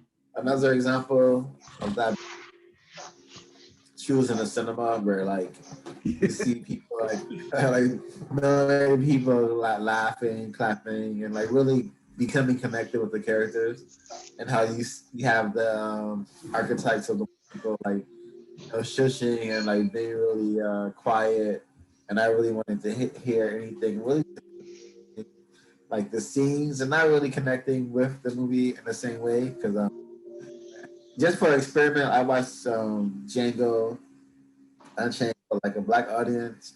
I also like the audience. The white audience was not feeling it at all.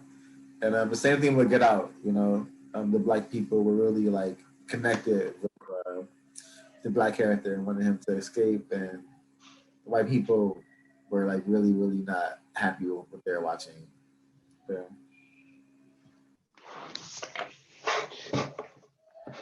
Yeah. Yeah. Yeah. So talking about, you know, white people and their like how they don't like to experience anything at these performances. I want to read this quote on 214 because she starts to introduce like ritual dramas and basically the African performance or musical experience compared to the European experience. She says African ritual drama creates the eternal moment that transcends ordinary time, joining the categories of time and place into a single boundless experience of spiritual communion, the ultimate meaningful reality. Um, I'm going to skip over to 215 and read this as well. A purpose of Black ritual drama is to create a total spiritual involvement, and then that another purpose of Black ritual drama is to serve some functional, useful purpose. A funeral ritual is supposed to have a certain specific, useful future effect upon the soul of the deceased brother or sister. This brings us again to the critical question of the cultural significance of European art.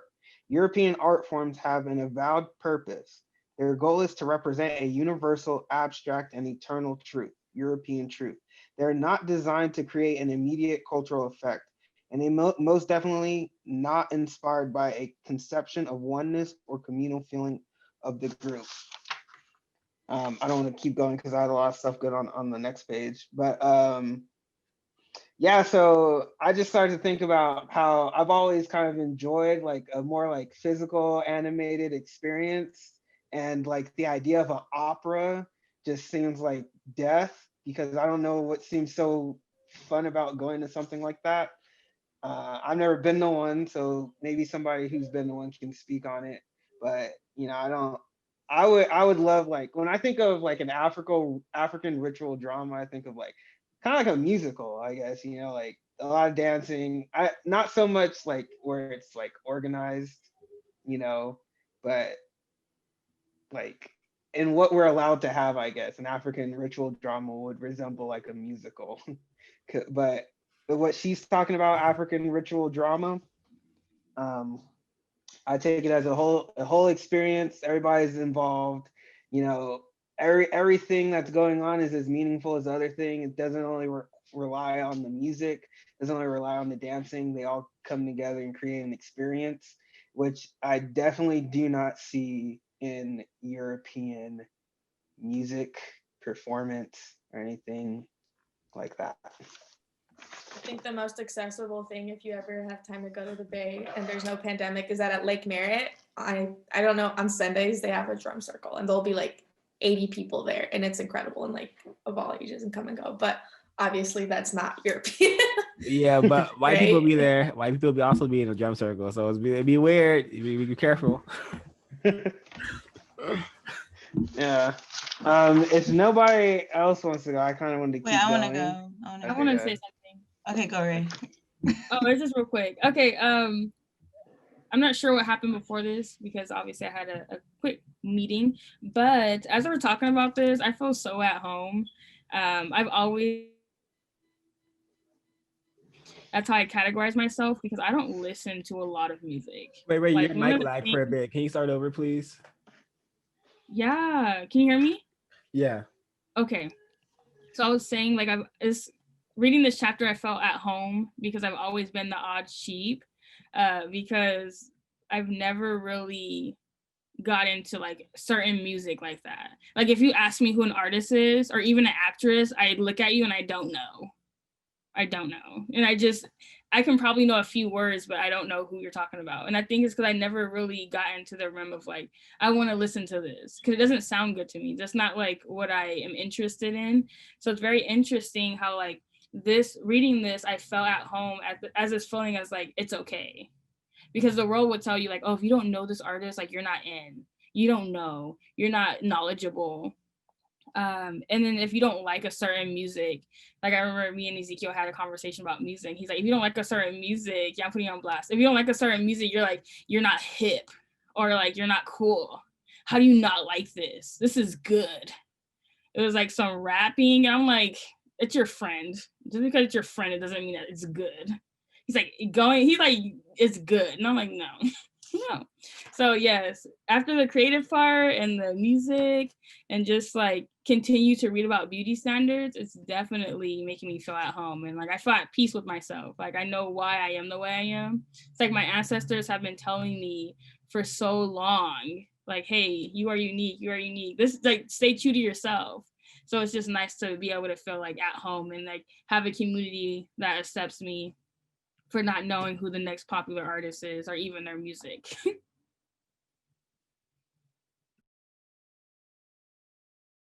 I grew up where like that people like, it was, a popular, like it gave you like renown and like validation if you were able to know like, popular trends and like, what's hip and what's hot.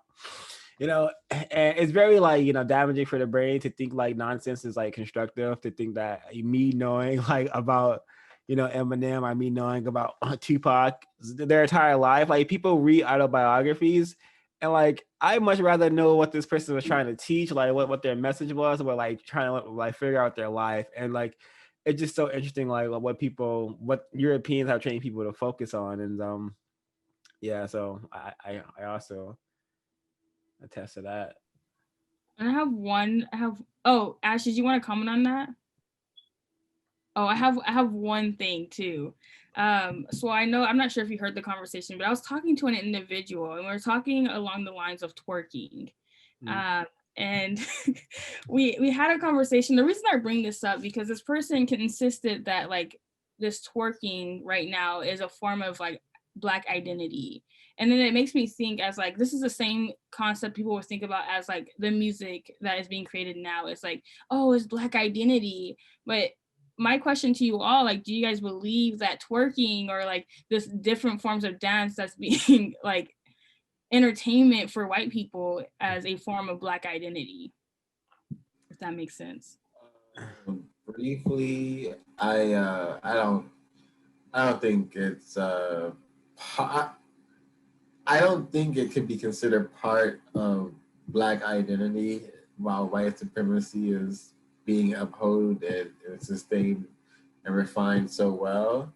Because I see where I live in London, I see way more um, white people and Indian people benefiting from the concept of twerking, like really enjoying it to a whole other level and encouraging Black people around them to participate with them and being upset if they don't.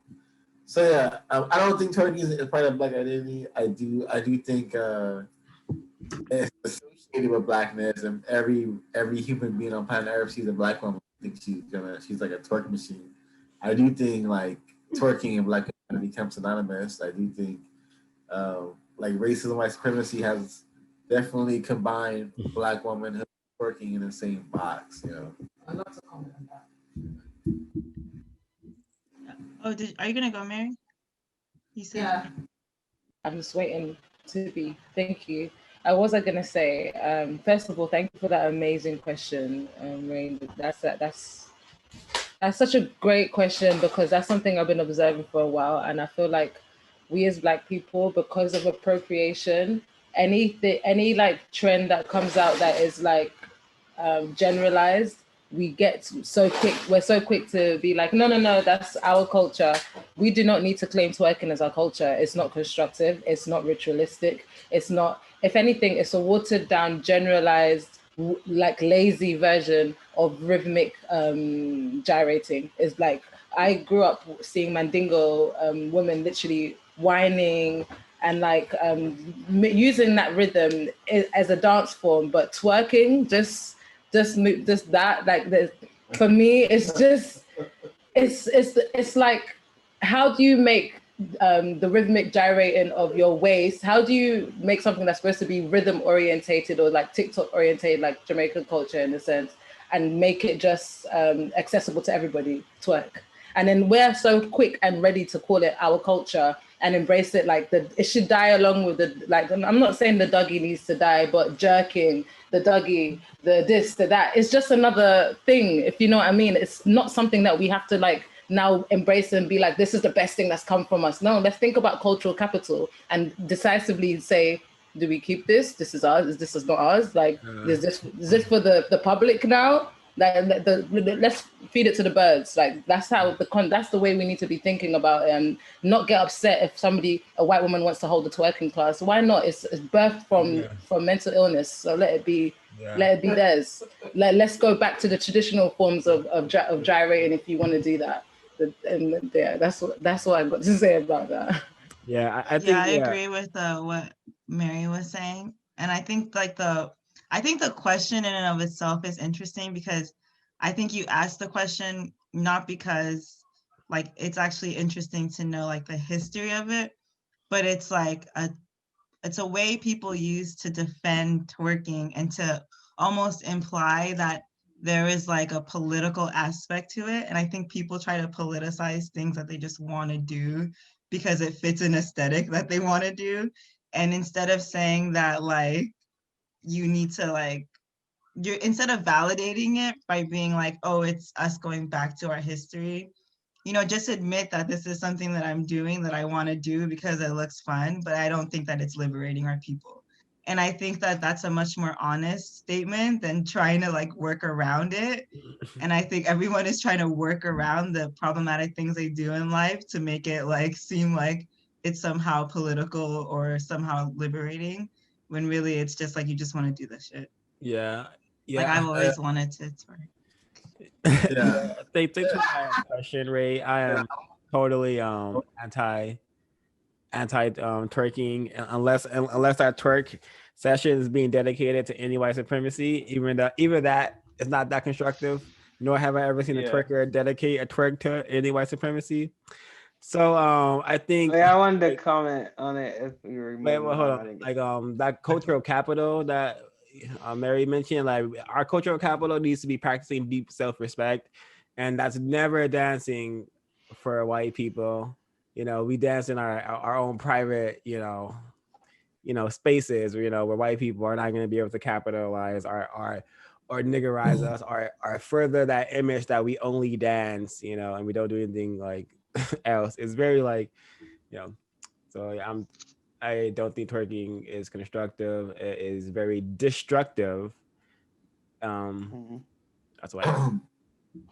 Yeah, I just wanted to add, I agree with what Swal was saying and what everyone's saying. I think we're all pretty much saying the same thing, but I'm just gonna say I feel like it's also very unconstructive to twerking now, or at least for whatever reason everyone feels the need to defend twerking. I think twerking is very much just a distraction, and like Swal says, it's just another like thing that depicts Black people as not being able to do anything but dance and have a good time. I think Black people and non-white people need to get serious, and I don't think twerking is serious. Like people twerking is serious. Yeah, I think what Mary inspired this thought in me when she was talking about her response to it, and yeah, twerking cannot be considered constructive, or people who defend it need to like really examine if twerking is in any way like ending the immense suffering Black people are experiencing 24/7, like under within the system of racism, white supremacy. I think twerking is so non-constructive, and it shows Black people being serious about not being serious, and also it shows Black people like in a new form, a neo-colonized form of coonery. Like, you're literally symbolically shaking your ass in the face of oppression. Like, it's so stupid. It's so dumb.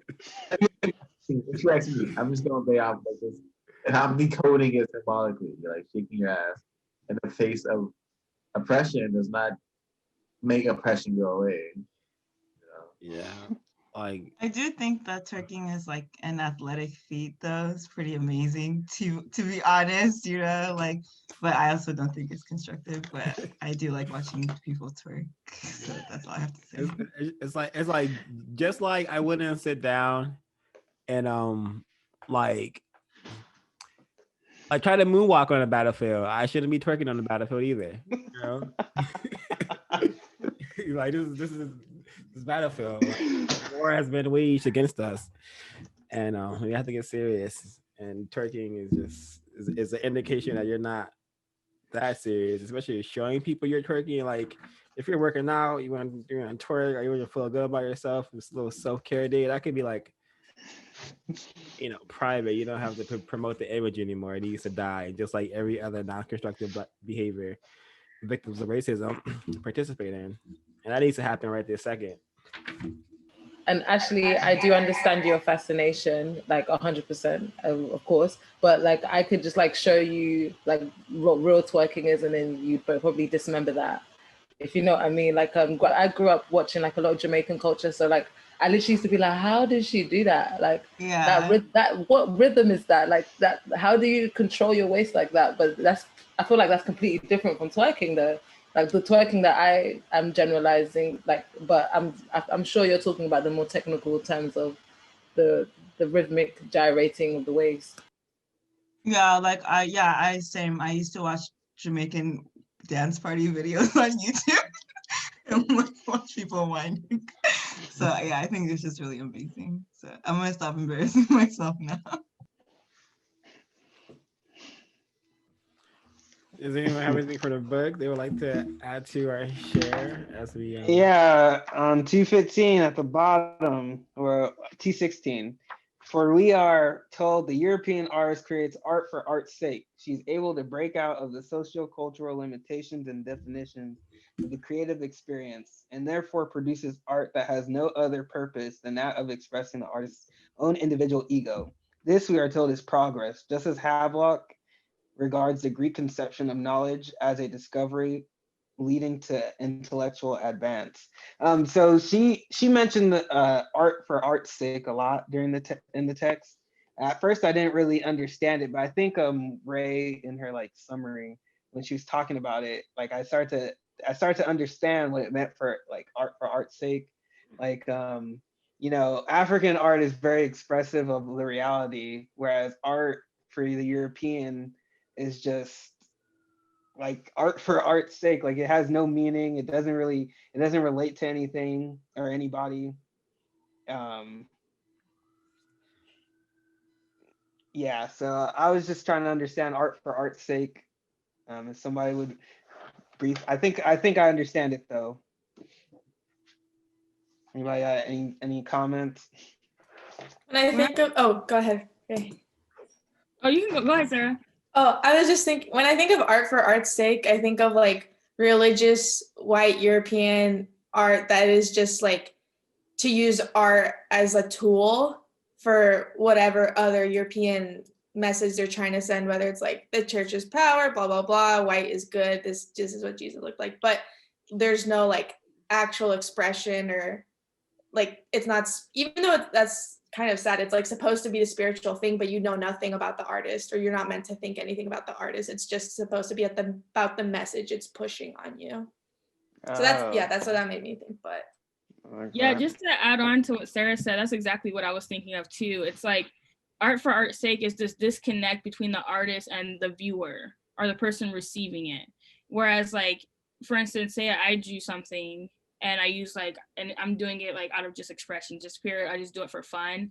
It has a lot of meaning to it, to where if someone picked it up, they're like, oh, this is, I know, I can feel it. I can feel it, right? I can feel what you're getting here. Whereas if you just pick something up, you're like, oh, okay, you just created a pen, okay, we get it, you know? So like when I think of art for art's sake, it's just doing it to do it, other than for like a spiritual or expression type thing. It's kind of just for like a capital gain or to become in a group. Yeah, to me, it reminds me of like kind of like the modern type art that's like just like white people like just being destructive or doing shit that like doesn't really make sense, but like they have the money to do it and they'll get paid to do it, so they will. And it's like them being creative, but it's not really coming from anything. It's just like them making random shit, I think. Yeah, what came up to me a lot was like photography, especially, and like how that's kind of like a modern art form. And it's just like, you know, like I don't know if it's like European, but you know, I understand like the idea of capturing like beauty in like a moment, but you know, like but then that's like saying like only specific moments are beautiful or worth like, you know, acknowledging. Like how many pictures can you take to capture a beautiful moment? You know, it just seems like repetitive, or they're just kind of like shipping stuff out just for content, you know? Yeah, like art for art's sakes is like, you know, it's just like, you know, like white people can like, just go into a room and like start breaking glass and call that art, you know, because that's how meaningless like art can be, you know. And that's just a small example. Like I'm sure you can go to museums and see like a bunch of like what I would call garbage being called art, you know, or like pollution, you know, like, you know, reminder of pollution is art now. Okay, interesting. But yeah, that's my take on it. I totally agree. Like my interpretation. Thank you. My interpretation of art for art's sake is like, okay, so do you guys remember the Gucci campaign where they chose like black models for like for like the whole campaign, and it was beautiful, but it was like they were thinking, okay, black is trending now, like something that's obviously like vacant. For me, like I feel like it worked at the time because everybody was like in a state of feeling like black people are not being presented well in media. It was always for their use. But the second that it became like trendy, or like black people were like embracing themselves, so by popular demand they hadn't, that the industry like had no choice but to like capitalize off of that. For me, it was more like revolutionary, well, a false sense of revolution to basically see all these black people for Gucci. But I understood that they were doing it for the sake of the sake of art. Like they didn't care about it being monumental or movement. They were just like, black aesthetic is in, the black people are gonna sell our clothes. put them all in a room. And of course, like that, all melanated people being in a room, it creates like this kind of energy or this vibe, like you want, like just like a, this is how we do it kind of party sort of vibe. So it was just like, it was a vibe and it was everything. Yeah, but it was everything that they wanted it to be. But I understood that they only did it for the sake of, for the sake of art, so they could capitalize off of it. Beyonce, Black yeah, is king. Black is king. When I saw Black is King, I was like, okay, so you went to Africa and this is what you did there. Like you could have interacted with the community so much more. You could have showcased like everyday African life, but you just put them behind a green screen and you just made a man like look animalistically angry and demonic and like and there's more to it. And there was a lot of beauty in it, but there wasn't enough. And it just let me know that I was like, okay, so she literally just like lightly touched on everything that made way for authentic people with true passions to go and like make it more authentic. That's what it did for me anyway.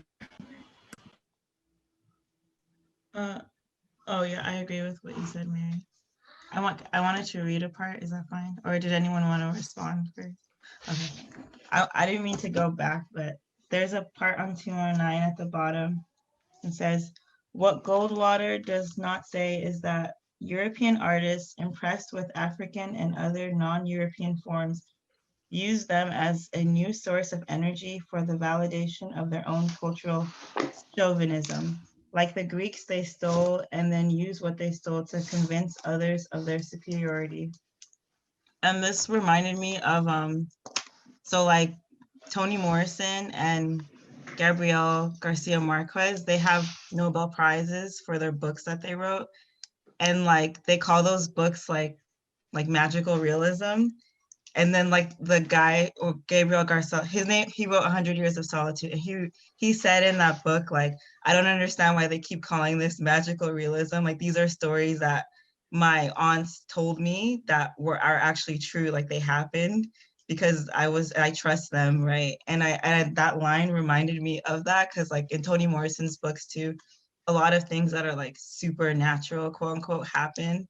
And like, I think white people use them as like escapism, or like, oh, this is like a different type of world or something, when like that's actual people's reality. And they try to like make it seem like their spirituality or connection to their ancestors is almost like not actually real. It's like Hogwarts or something, when it's like an actual real phenomenon. So I thought that was funny that like they give these people Nobel Peace Prizes, but they're not really, but they're interpreting all their work from like a white perspective. Like they're not actually interpreting it from the perspective that they wrote it in.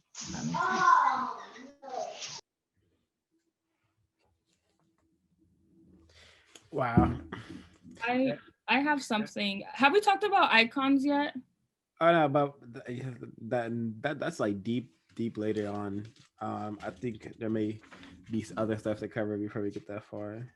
Okay. Well, I have stuff about icons. If we're not there yet, I'll wait. Does anyone want to have stuff to share before?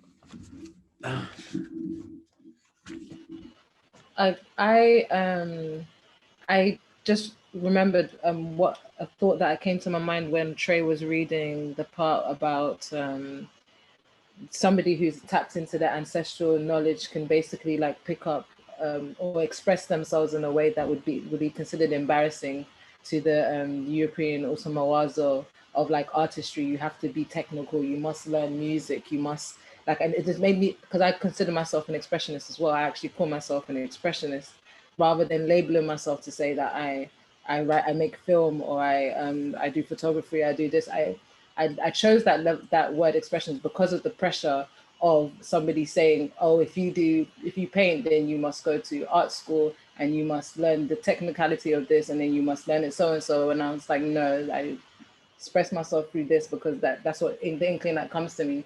I write music because that's the inkling that comes to me. Like sometimes it's not a thing of, like, I'm sure I'm highly influenced from everything I've heard, but sometimes like a melody or something will like come in my mind and I find myself humming it and have to record that. So what's that from? Where's that? That's, I truly believe in the spiritual connection of expressing yourself and it being healing home.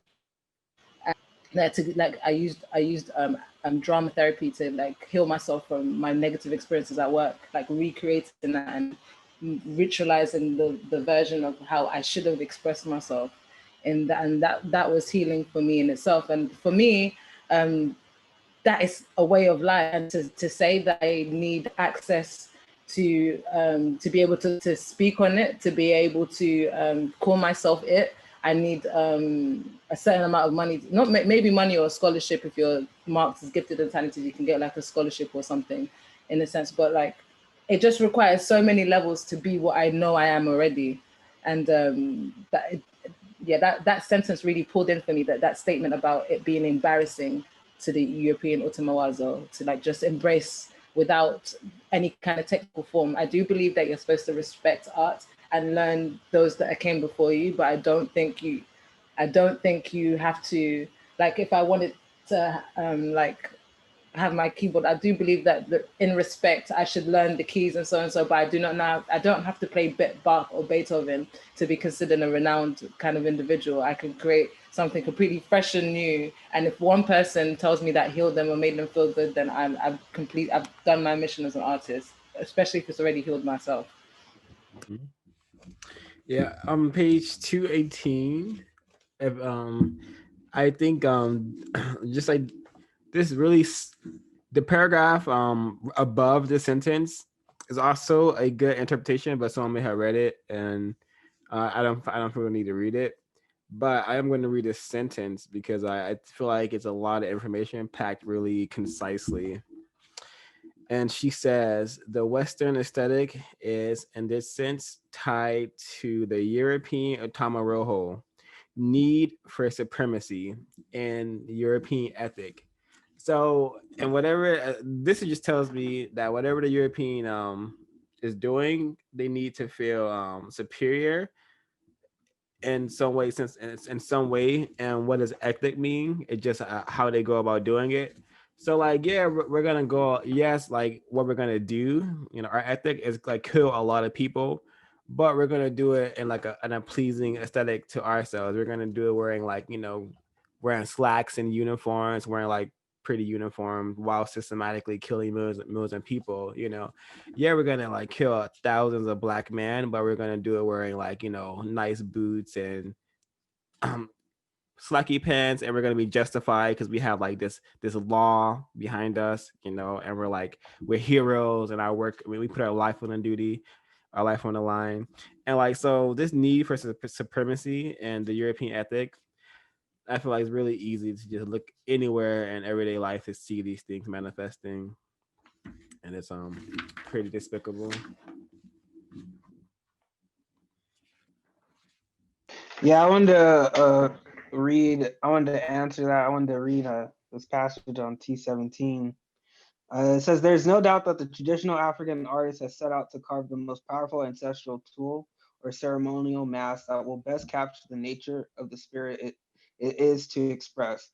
His goal is both aesthetic and functional, and because the experience of beauty is intimately bound up with the manipulation of force or communication with the sacred or gift exchange, it is not less valid. Indeed, this is a more existentially real and spiritual understanding of beauty. If he were not writing for a European audience, Welsing would have to be prepared to defend a conception of beauty that is divorced from life. That is what is problematical. But he, in characteristic European fashion, has confused abstraction with the experience. And it is easy for him for him first to be misled and then to mislead. Because in European logic, first Europeans invent a concept, method, or creed, then treat it as a discovery about the nature of the universe, something everyone should know and utilize. The idea of art for art's sake is not only a European aberration with low relevance outside the European context, but is of limited value within the culture itself, and may indeed be symptomatic of a lack of creativity, spirituality, and vitality in much of European art.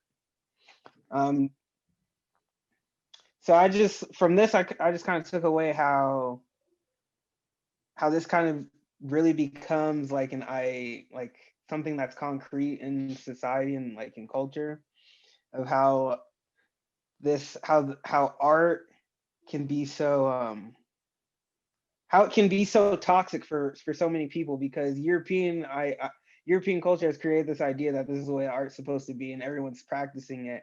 I think for her to mention, the African setting out to do some, like, to carve the most ancestral stool of the ceremonial mass, that really shows, like, to the Africans' ethic of, creating something. And in the European context, how by them using that ethic to create something, they're just kind of, in a sense, like almost perpetuating white supremacy. Like, they just keep creating things for white supremacy. That's what I took from that passage. Yeah, I wanted to add by reading this and also give my comments. It definitely adds to the toxic nature of European art, like you just said. So on page 218, European art is oppositional, developed through what Armstrong calls a dialect of polarities. In his view, European art therefore can be understood as a series of competitions based on contrast. There are those arts which compete for gravity, those that compete with emptiness, and those that compete with silence. Here again is a silly of the culture revealing itself, the seed slash germ that while unfolding dictates the style of each modality, each contributing to ensure overall organization of a culture dictated by a single set of objectives working to satisfy the insatiable umoroho. So just want to give some more information about this. So I interpret this, and then I'm able to apply it to film. And one of the tools of screenwriting is conflict, and conflict is just two things competing for like dominance. And they encourage you to have conflict in every single scene you write when you're writing a script. And I'm now able to see that as a direct connection to the European facility. And yeah, it's just like that, as you said, it's competing for gravity, competing for space, compete with emptiness, compete with silence, competition.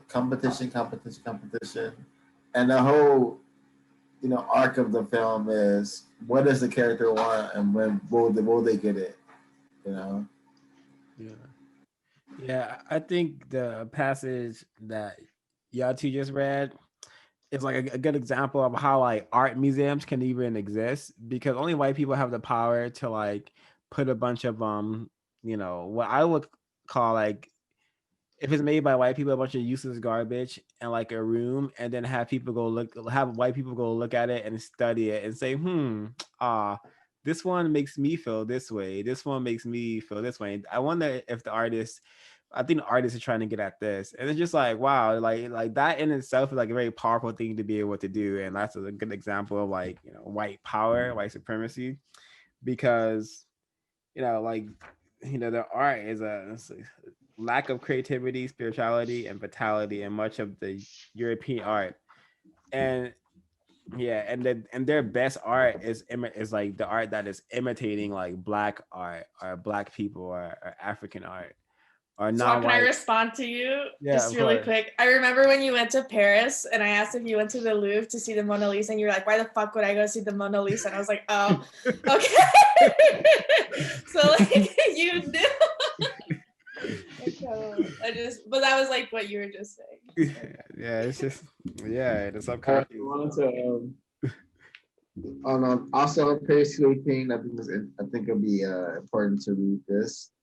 And that's just hammering and the like what the European really loves and what it's all about. European facility. The European receives pleasure from a feeling of control over other people. This feeling is extended to the most ordinary participant, and the culture through her identification with the European hegemony. Power is aesthetically experienced and the ability to manipulate others. And this desire has been culturally sustained and generated perhaps since the Indo-European experience. It is so deeply a part of the European aesthetic that even those who consider themselves to be free of this excess and distortions of European chauvinism, critics critics of American foreign policy, for instance, are not prepared to face the consequences of dramatic depreciation in European power. Um, I forgot to respond to Swab while I was reading that, but oh yeah, yeah, I definitely forgot what I was going to ask. Lost my train of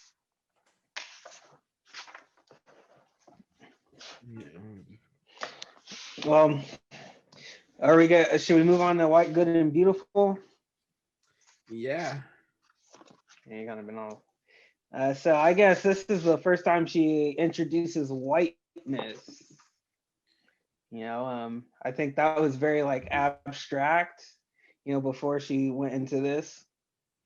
Um, I guess for me, I would identify like whiteness is just, I don't know, just toxic. Everything toxic in the world. Yeah.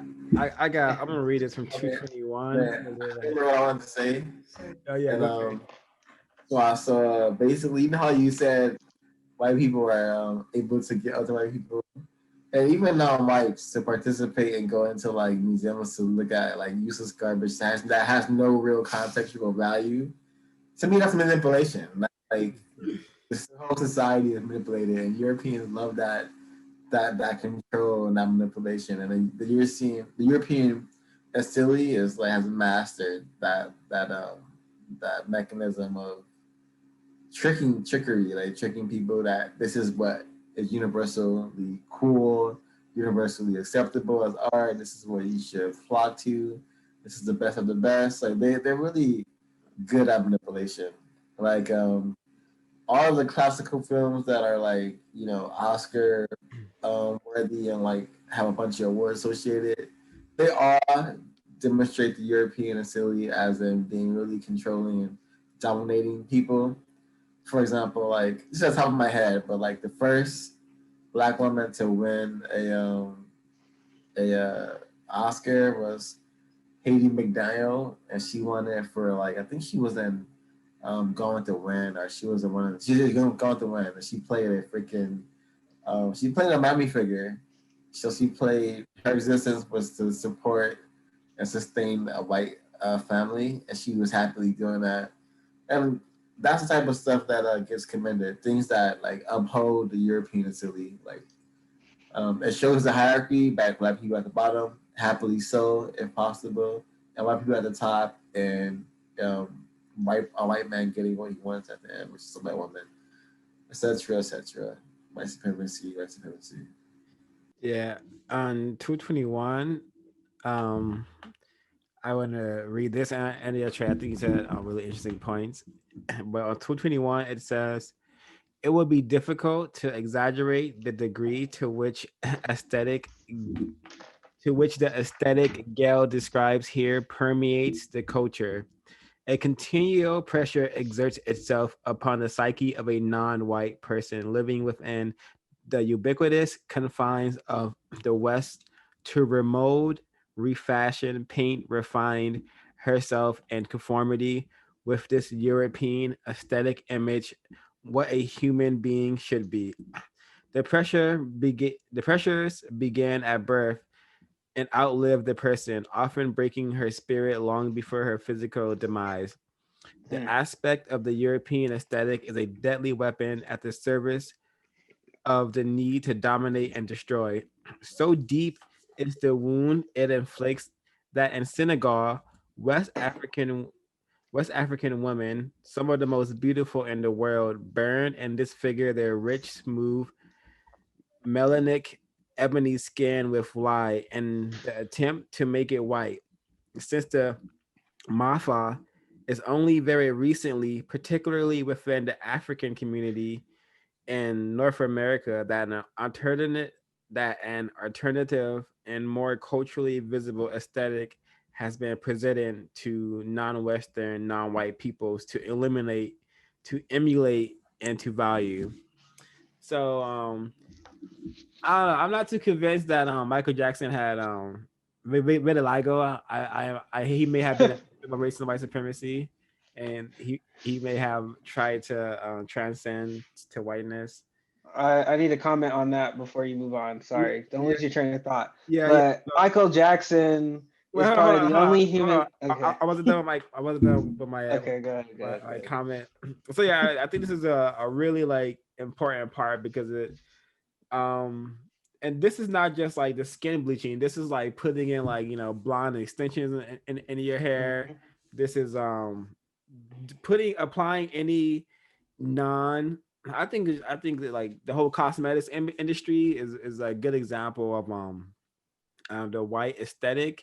Maybe black people should, or non-white people, victims of racism should stop participating in the whole makeup industry because I think it's not good for deep black self-respect. You should be happy with what you were born with. You should have the logical sense to not spend your money on thinking you need to beautify yourself or add or make yourself pretty or to add value to yourself. I think I could be wrong though. I could feel be like taking things that too reminds far. me of like self-decoration is a Mhm. really big part of African and indigenous communities forever. I mean, I do agree with you, like in terms of like the capitalist modern cosmetic makeup that's like, not representing all the different shades and it's giving money to white people. But I don't think inherently like beautifying yourself like is wrong. I don't know. I think there's like a long heritage of that.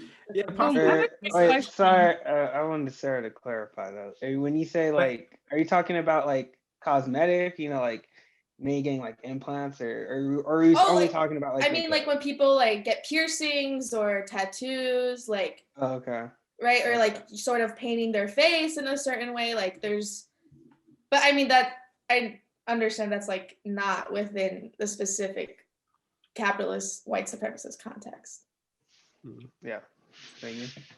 Oh, if I don't know. I just have a hard time seeing the logical constructive value and participating in those things. Yeah, if you want to express that uniqueness in yourself, by all means. But as for there being a whole market of videos of makeup tutorials and people reviewing brands and whatnot, that's just all constructive non-constructive behavior. And if a fraction of this energy was focused on ending white supremacy or exhibiting deep self-respect, then we could produce justice and everyone can enjoy makeup and twerking and everything else people want to enjoy.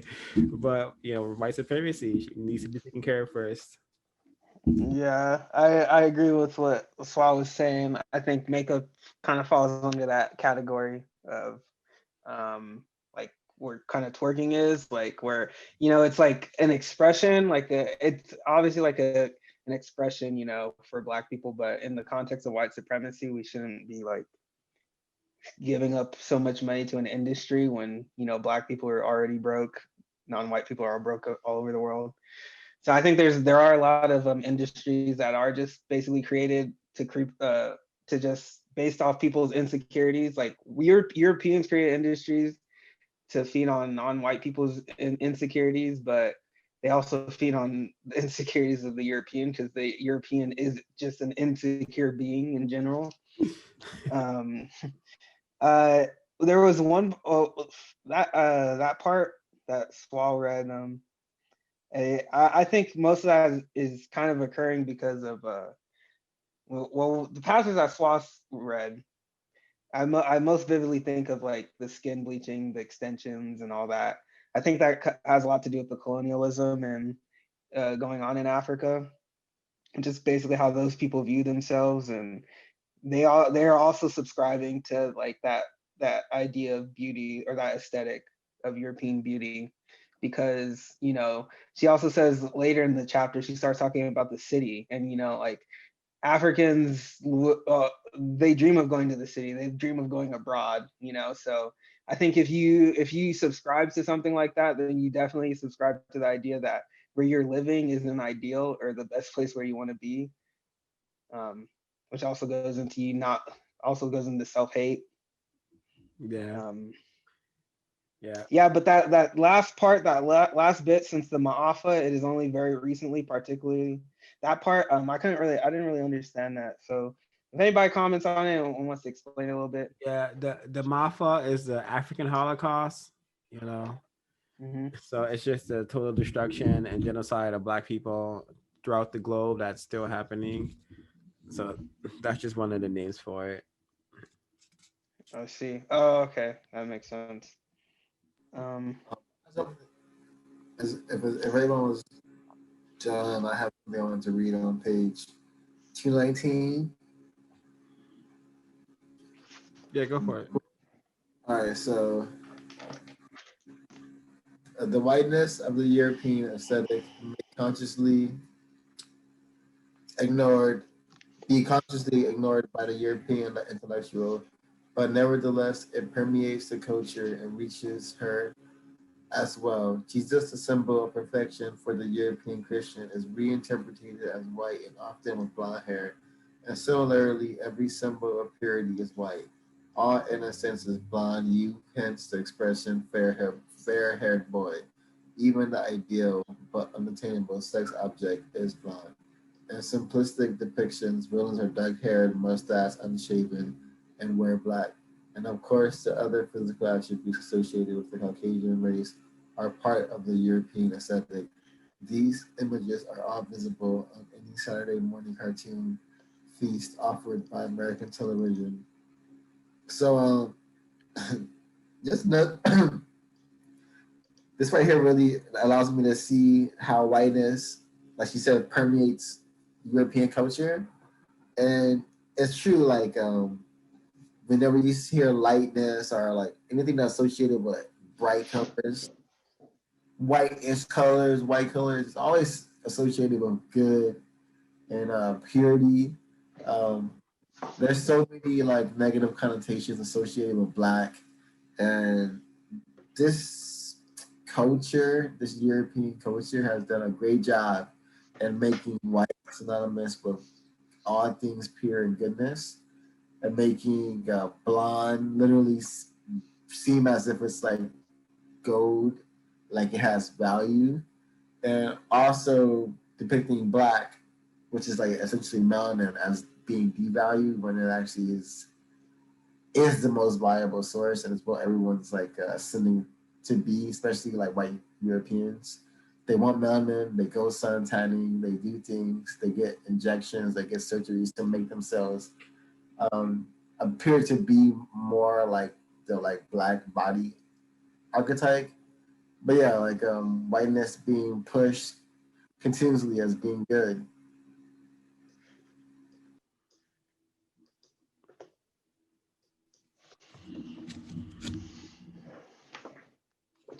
Yeah, we definitely hear about this a lot. You go ahead, Ash. I know you want to talk. Oh no, I didn't have anything specific. I just had a story that Go ahead. irritated me. I wasn't talking about anything. Yeah, so like I do work for this like tenants union, so I help people who like get evicted and stuff. So I went to this woman's like house who was getting evicted. It was like a shared living, and everyone in there was black, right? And the woman who's getting evicted is like the only dark-skinned black person there. And so me and her are like the only dark-skinned black people. I'm helping her get her stuff out. And these people are being like so violent towards her in the context of like calling her a monkey, talking about my hair, talking about our clothes, talking about all of these things. And I'm just like, wow, that moment, it happened like a couple weeks ago. That moment made me so depressed because I was like, wow, black people are so lost. You're literally kicking someone out of a home, contributing to a black person being homeless, and your only preoccupation is like what they look like in comparison to you. Like this world is really, really fucked up. Like people's priorities in life are really, really fucked up. And like when Trey was reading that, it just reminded me of that moment and like how deep the like, unless you're really like, I think like we're kind of around each other often. So like, but when you're around like unfortunately, like, I hate to say, like, unconscious, like, Black people, it's very apparent how deep the European conditioning is. Like, it's super deep, where, like, I know certain people in my family who would never walk outside with their hair out, like, and that's not like you just wanting to experiment, right? That's you being like controlled and like not being able to feel free in yourself. So yeah. Dang. Yeah, I agree. Jeez. On page 222. I mean, my bad. On page 222, I want to read this. She says, "We have suggested that in addition to the quality of whiteness and mental habits of rationalism, the experience and ideas of power, control, and manipulation are aesthetically pleasing to the Europeans in a way that does not affect their utamaroho of others. These are apparently the uncontrollable aspects of the European cultural aesthetic. The desire to relate to other people in this way is insatiable for Europeans. They can never have enough power. They can never control enough objects. The pleasure derived from power and control determines their behavior in an inordinate degree, and it is expressed in their fantasies via the movie industry and various other medias." So I think there's a film called Mar-Lago or whatever. I'm definitely saying it wrong. It also could be Gone in the Wind or Casablanca. But it eventually, like, anyway, the theme is like, the white person, he has acquired a lot of things. Like he's done a lot, he's conquered a lot, and then like he's saying that it's not enough. And someone's asking him, well, how much do you want? And he's like, I want more. I want more. And even though he has so many things that like you think the average person would be satisfied with, he still wants more. And that's a good example of what this passage is saying, that the white silly is never fulfilled. That's how they like white people like sit around, and then they're like, okay, we're gonna go invade Iraq because we want more resources. All right, we're gonna go invade Panama because we want more resources, and then they do it. Hey, we're gonna go invade Libya because they're trying to like naturalize their resources, and they're trying to like be independent from our reign, and we gotta go kill everybody now. So it's very this is steely. This is very evil. I'm gonna make like, normalize calling the European a silly evil, because that's a logical way for me to determine it. And the way they live is evil. Ironically, evil spelled backwards is live. But Yeah, I wanted to comment on that. I made a comment in here a couple weeks ago, or a couple set meetups. I can't remember if it was this or for ISIS papers. But I was talking about how I was watching that show called Blood of Zeus on Netflix, and how white supremacy will basically do shit like this, like will package that whiteness, like, oh, the dark, or a lot of the concepts she's been talking about here, and they'll do it under the guise of like fantasy, and that's kind of what she's talking about. I can watch a cartoon and be thinking like, oh, well, this it can't be racist or anything, or this can't be like promote white supremacy because there aren't any Black people in it. But you notice, like, it still has the reoccurring theme of there's a good, there's an evil. Whether those people aren't Black, they're dark, or they're like a dark color, and it just really goes to like the ingenious of like the aesthetic, and like how how Europe has really weaponized it. And she even mentions about like the intellectual, like how you're still affected by this. I mean, I don't think it's me bragging, but like I would consider myself to be like a little bit intellectual. Like I can grasp things, but somebody like me would just think like, oh, if I'm aware of these things, I'm not being affected by it. But it goes to show you, you're still being affected by it, whether you want to be or not. Like you can still be, what if you don't really understand its purpose, is what I'm trying to say. Well said. Yeah, I think I want to give an example of how it can like this evil aesthetic can still affect us, because like once I had learned that like, okay, the game making aesthetic is cool, but like the intellectual in me, I don't want to go to jail and like live a life of like incarceration. So I'm not gonna go out and shoot people, but I still was fascinated and still like enjoyed the aesthetic of like, death and killing is fun, and like, serial killers are cool, natural born killers, Tyler Durden, Fight Club, and that kind of propaganda. I still like, it's still affecting me. Even though I was smart enough to not like participate in a lot of destructive behaviors, I'm still thinking killing is cool, and like fighting is cool, or brutality is cool.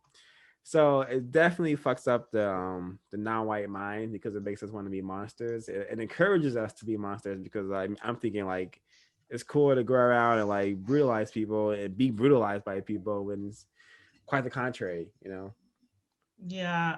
To add to that, like the constant soundtrack of video games and hearing shooting and killing when I wake up in the morning is a sign that we live in a very sick, disturbed society. When I have to, and it's not just, it's a lot of people, like I'm saying this about a lot of people, that to normalize hearing that all the time when people are actually going through that right now is pretty like kind of sick and crazy to me. I agree. Wow, that's a great point. That is. Yeah, and that comment, it's not coming from my speaker, it's coming from my roommate. So I don't want people thinking that's me playing like with the death soundtrack. But I have contributed largely to that problem. Mm.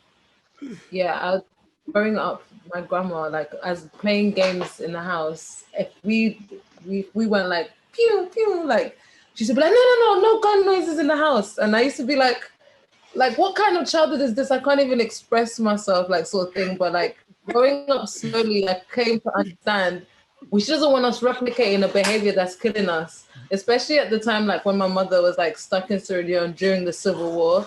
Like, that's when I remember it being like, you would get chased and beaten if you did the pew pew. Like, so it became a thing. Like, we would just like see if she says anything, like do the gun fingers. Like, it became like a rebel as a child, sort of thing. But now I understand it so much so, especially also like maybe not so much waking up, but definitely hearing gunshots and like throughout the day. It's a lot. And you don't think about it so much so, but it's such a form of desensitizing that anyone from like the outside in walking in will be like, why am I walking into a war zone, if you know what I mean? Yeah.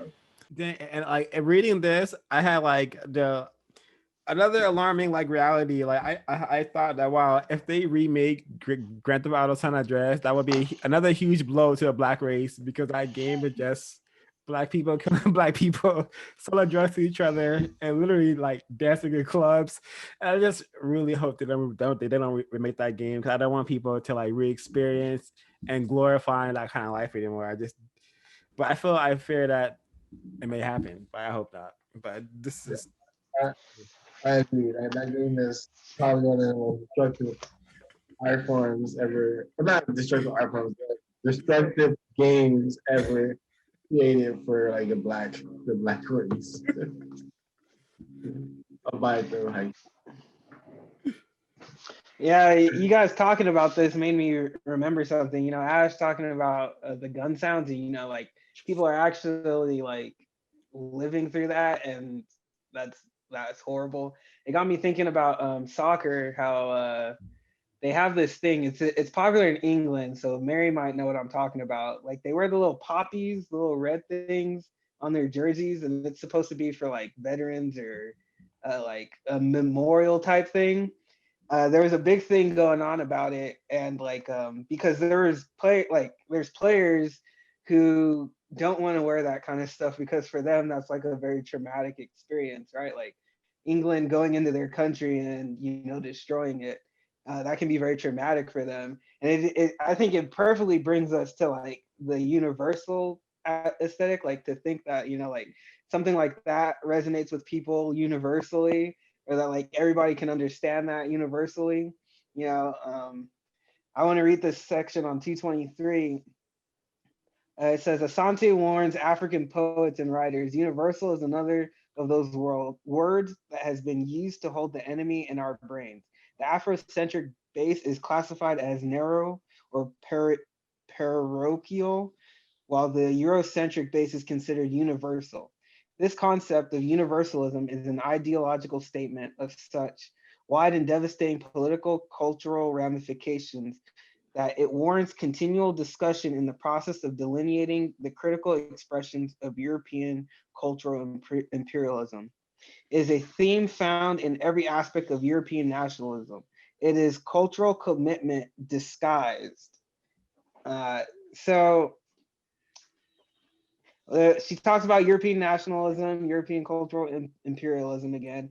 It is very important that, for me, that universalism and European nationalism we don't separate them, because I think it shows too how, even in politics and things, like how they try to separate, religion or Christianity from, European, like that's what they try and do again, as they're trying to do here, like separate universalism and European nationalism, to try and make it seem that the universalism that they're talking about isn't European values.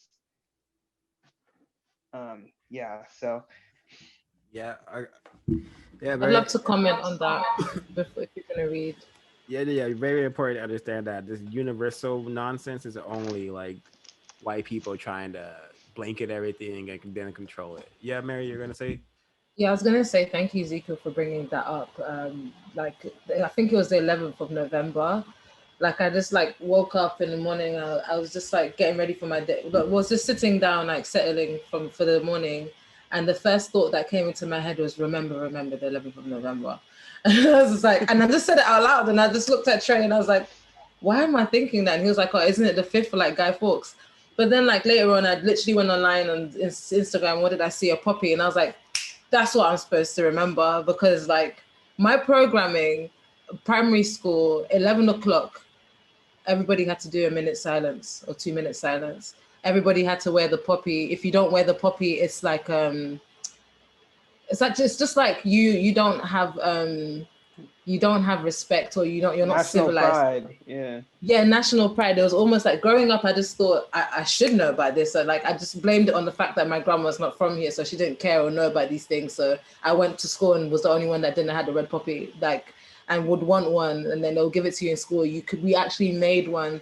And what was very interesting that we got about who we're supposed to remember, the fallen soldiers. If you go around the memorials, a lot of European names that are called out, they literally would call out names as well. But then like growing up now, I thought about it, and I was like, well, how about the Black people in the front lines who fought these wars just so they could have the respectability of being treated equal, of literally saying you'll be a free man if you fight for us in the war. They didn't. How come that's not knowledge I didn't know then? Every year I was told to remember, and I had to come to that knowledge by myself. And that's universalism at its worst, like its finest, but worst for us and our health.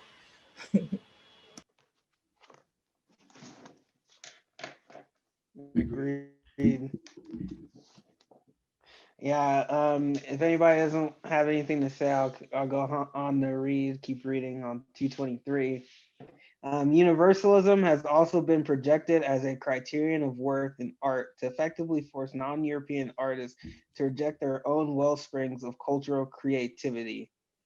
I kind of want to skip down. Though this conception may tend to strangle African and non-European artists, they find it almost impossible to argue against, because it is emotionally and symbolically connected to the Christian brotherhood of man, that we are all one rhetoric.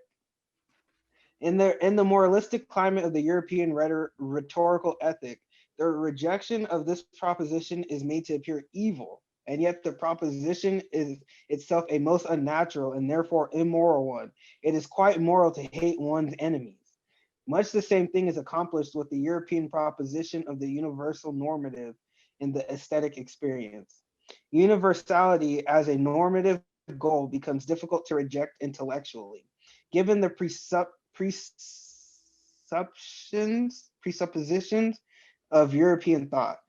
That is why the road towards intellectual decolonization begins with a precarious obstacle path and escape from the maze of European mythoform. So I'm gonna go back real quick. Universalism. When I was reading this, I really started to think about that movie again, The Daughters of Dusk. Did I say it right, Ashley? Daughters of the Dust. Okay, close. Daughters of the Dusk. And I was thinking about how basically that witch again, because she's for some reason the only character I can remember. Not the only one I remember, but the one I hated. She came back and kept like talking about Europe and how great it was. And all I could think about was how, you know, when Africans are trying to fit into that European beauty, and they're trying to create it, how they have to really suppress themselves and almost practice like self-hate in order to create something that would be like deemed beautiful for the European. The part about the part further down about being emotionally and symbolically connected, I thought of like pandering and how you appeal to people's emotions, and how, you know, there's this whole idea of us like we're all the same, we're all equal, right? We're all the same. And how when you fight against that, it seems like when you fight against that and you're like, no, we're not the same, like we're different, which means, so you need to acknowledge that, you know, how that can be seen as evil, is you not wanting to be a part, or you not seeing them as the same. It's like a very confusing like concept, because you are not, I'm not the same as you, and by you thinking that we are the same, you are oppressing me. So I don't want to be viewed as the same as you. So I'm not your brother. Like I don't know you, you know.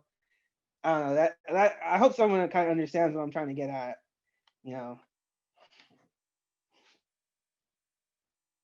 But basically we just need to, you know, stop messing with stuff like that.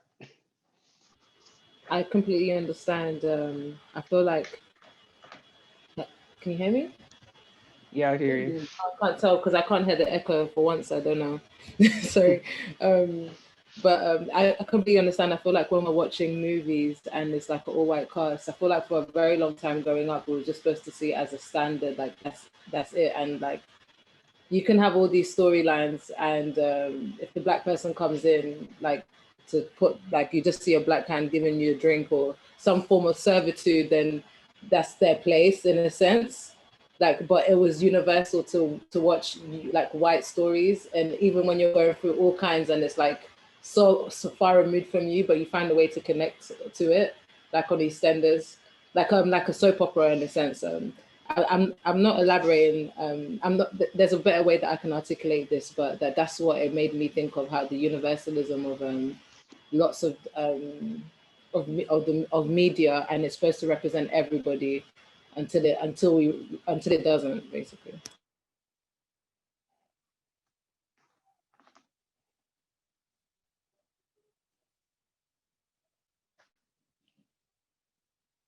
Yeah.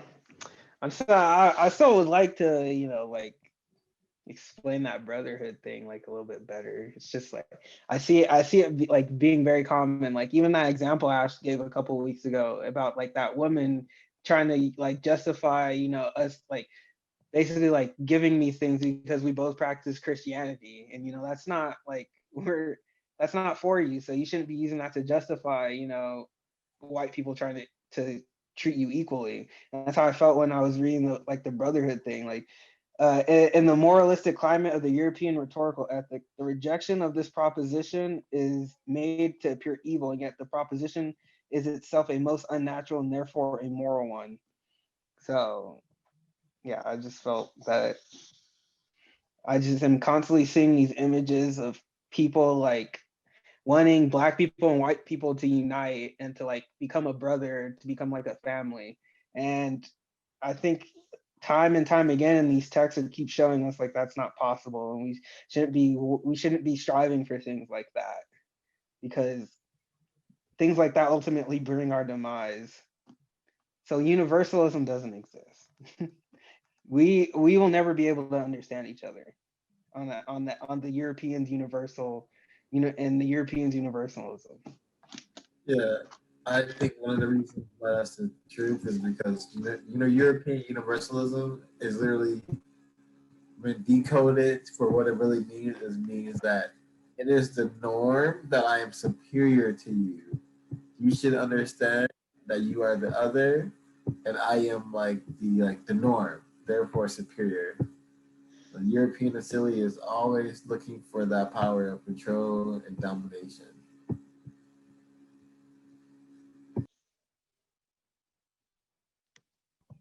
Yeah. That picture was so disturbing. Yeah. I posted a picture in the chat. I remember it from when I was a kid. Well, I wasn't a kid, but I was like probably like a teenager. And like it just reminded me of like what Ezekiel was saying about universalism and like how tone deaf like Americans or like white people can be, I guess, in the way that they're like trying to get people to care about AIDS. This is like advertising for an AIDS relief fund, and they're using the "we are all African, therefore you should care about African people who have AIDS." Instead of actually just caring about them, you have to care about these like white people or these celebrities. Oh my God. Yeah, people at the bottom. Like, you have like the white woman at the top, and you have Lenny Kravitz, I think, at the very bottom. And then they didn't miss a beat putting that interracial shit in there either. This is so racist. And I have like United in the middle. Damn. Yeah. Yeah, that's yeah, it's just like how can you ask for that? Like, don't they understand that the people with all the money and stuff don't care about Africans? They don't want to be African. Like, so telling them that they are African isn't going to get them to care. Like this is just like, I don't know this. I don't know what the point of this was, or who's this audience who's the target audience of this? It's not white people. I know I'm African, but I can't help. So. Well, it's like liberal white people who like want to pretend like they care. Yeah, the audience wouldn't be Black people. I feel this is so horrible. Yeah, but like Europeans don't want to be African.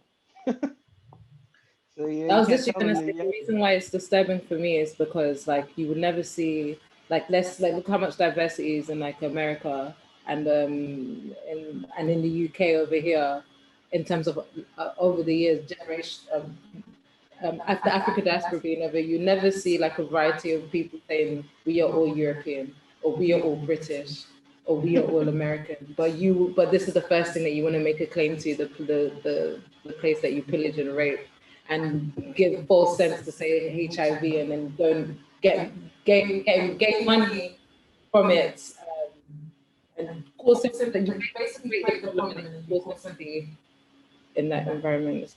That's why it's disturbing for me, because of the agenda.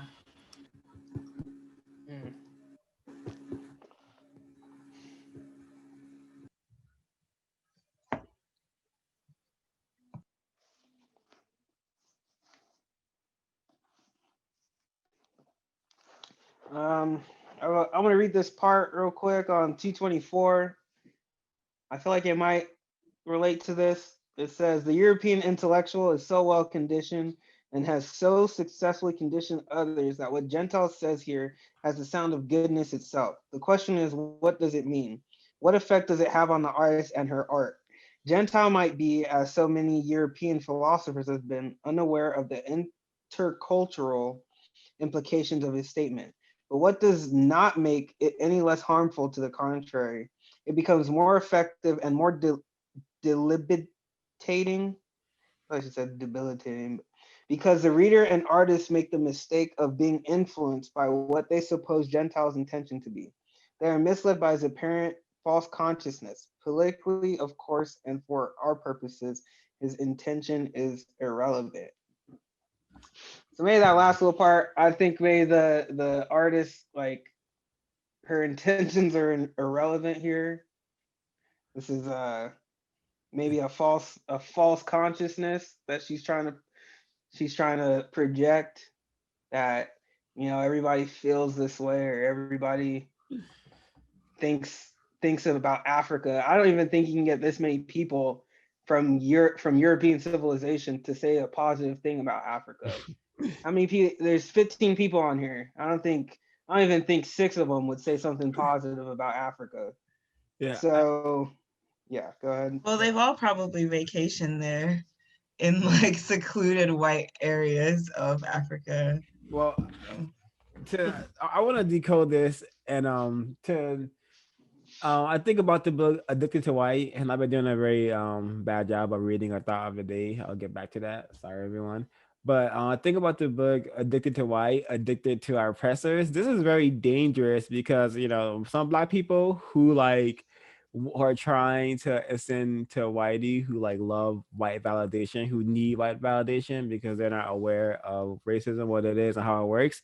They may see this and think that, you know, white people like, you know, can't relate to us, can like, you know, have authentic empathy and compassion for like our struggles and us, or maybe even can be African. I don't know. This is like really dangerous propaganda, I would say, despite what the intentions were. Just understanding the psychology of like racism, white supremacy, I think this is really, really alarming.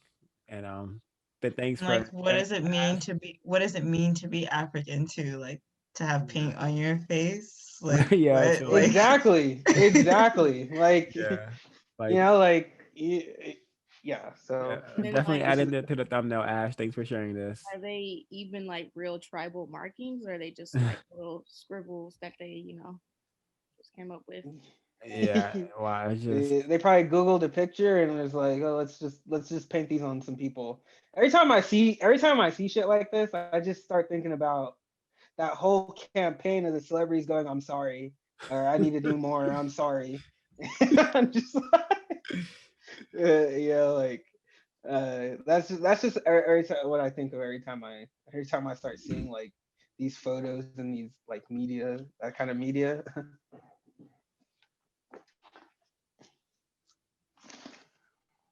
Let me go on. Let me continue on T24. Nobody has anything to say or comment. These tools therefore cannot explain the cultures under scrutiny. Sorry, let me back up a little bit. Robert Armstrong criticizes traditional anthropology in that anthropologists bring structures and tools in the attempt to understand alien cultures that do not fit them. These tools therefore cannot explain the cultures under scrutiny, but they do, however, fit the anthropologist's mind. One such tool, he says, is the idea of a universal concept of the beautiful. When this universal cannot be found in the objects to study, anthropologists contribute its absence to a lack of understanding, vagueness, or sorcery on the part of the informants. But Armstrong needs to look more closely at the purpose of the anthropologist's study to understand better the function of the universal. Anthropology itself is an expansion of the European Utamaroho and satisfies the need to perceive oneself as being superior. The universal then allows the European to judge other cultures, all repetitions of a familiar thing. So I guess for me, what I'm taking away from this is, anthropologists going and looking for these like artifacts and these tools to basically comment on them and talk about them, and whether and judge them, pretty much criticize them, all for the simple, all to pleasure the Utama Rojo by oh, I have a for certain technology, they have a printer, and compared to the modern printer, this is better. Oh, we're superior. That's kind of like how I see this. yeah, basically it's like a good example of their mindset right there. Yeah, Yeah, I'd all like the to. need to control. Go ahead, Mary. Yeah, anthropology, just as somebody who also like had to like my master's culture, diaspora, and ethnicity, we have to like dive into anthropology so much, and it's literally just a tool like you said that Europeans have used so they could basically make judgment and they can like identify what it means to be human. Like I feel like anthropology is solely created literally just to appeal to the European Asili and their Utamawazo and keep everything in line and categorize everything under their own universal definition. So you have that mentality when you're thinking of. So anything that's not existed post European civilization or Renaissance is considered primitive art. How is that primitive? But yeah, and here's a perfect example of that of this concept. The British Museum has how many floors of different like world arts, and they respect Asian art that I see, but African art is so disrespected. It's probably heavily modernized now since the imagery that I saw in Black Panthers. It did not look like that when I had gone there previously. I believe I was like maybe 24, 25. So 2016, that's even the wrong date. Yeah, 2016, 2015. They had Africa's museum distribution on the bottom floor, like basically basement level. They had Egyptian art and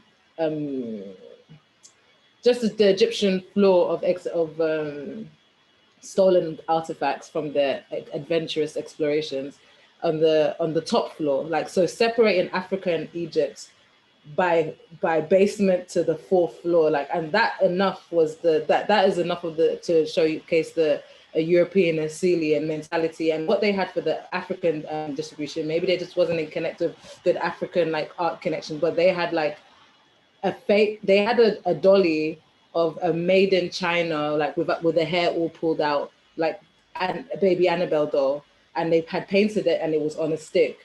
Like I'm not making this up. They had other stuff there, but that called to me the most. And I was just like, no, F this. I'm off this floor. I'm going to the Egyptian. I'm going to the real African floor. Like I just kept on making to mention I'm going to the real African floor, because like right next to the in the Egypt exhibition is literally the entrance to Greek art and their own Renaissance. Like literally saying like how related they are, but you put Africa on the fourth floor. And if not for their like determination, their description of what primitive versus modern versus golden age versus this is, they would not have been able to like technically do that. And it just made me throw up. And yeah. Yeah, definitely can continue to see Europeans disrespecting African culture. And she even says, you know, they go, European will discover something and then basically they'll create their own concepts, act like it was discovered. I think ancient Africa, you know, should definitely be on the, if not the pinnacle, like you're kind of, you know, working your way up to it. But I don't think we'll ever see that.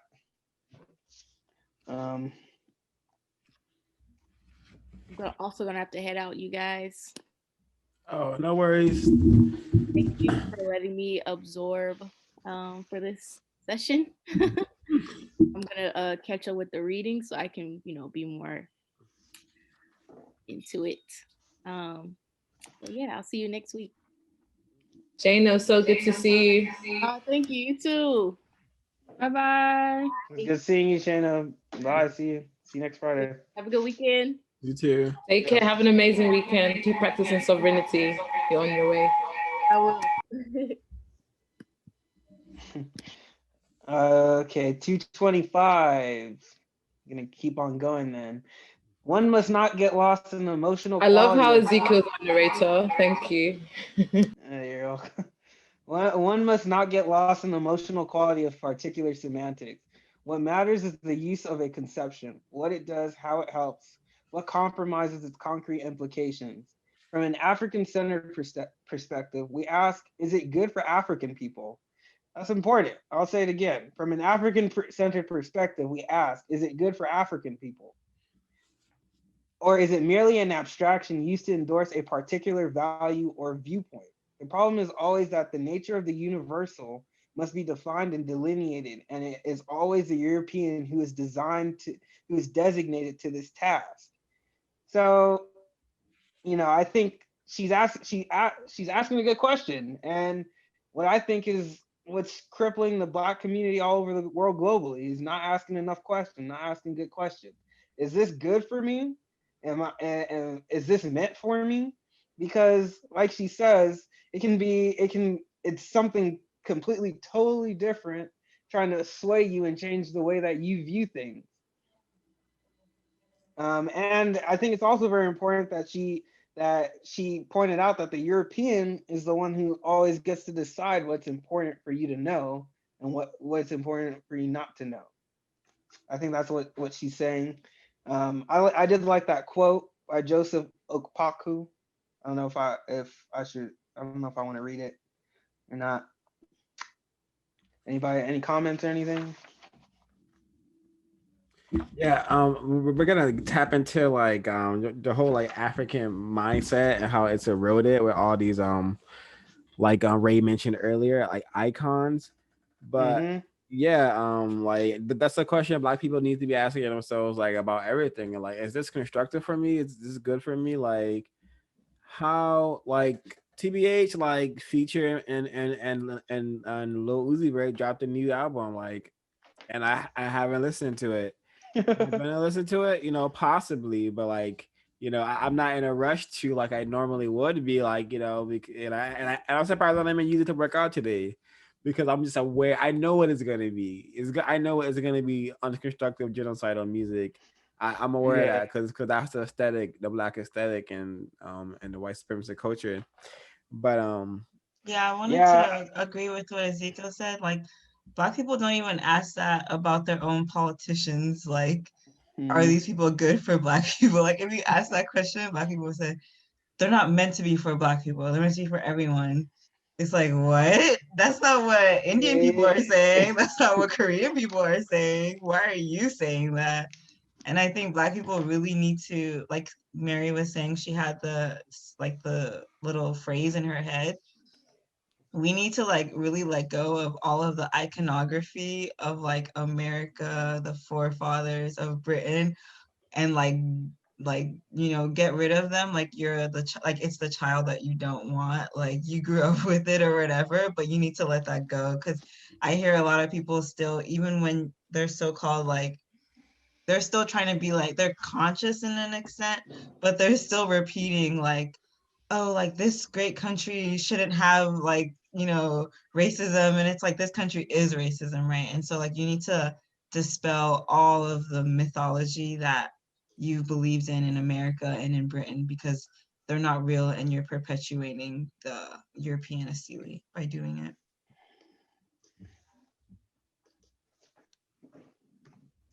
Very well said. I agree. A little bit further down after that quote, it says Johari Amini pierces through to the political essence of the European concept of universal art. So I just highlight that one sentence because I thought it was it really struck me, because political essence, that little phrase right there, really made me understand like how, I said it earlier, how the European has weaponized universalism against African and non-white people, and how,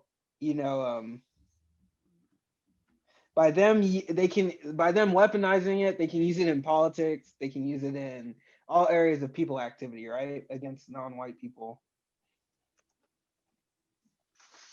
So I think it's important that, not to, even though we're talking about like aesthetics and things, we understand that these things are being used against us, like in every area of people activity.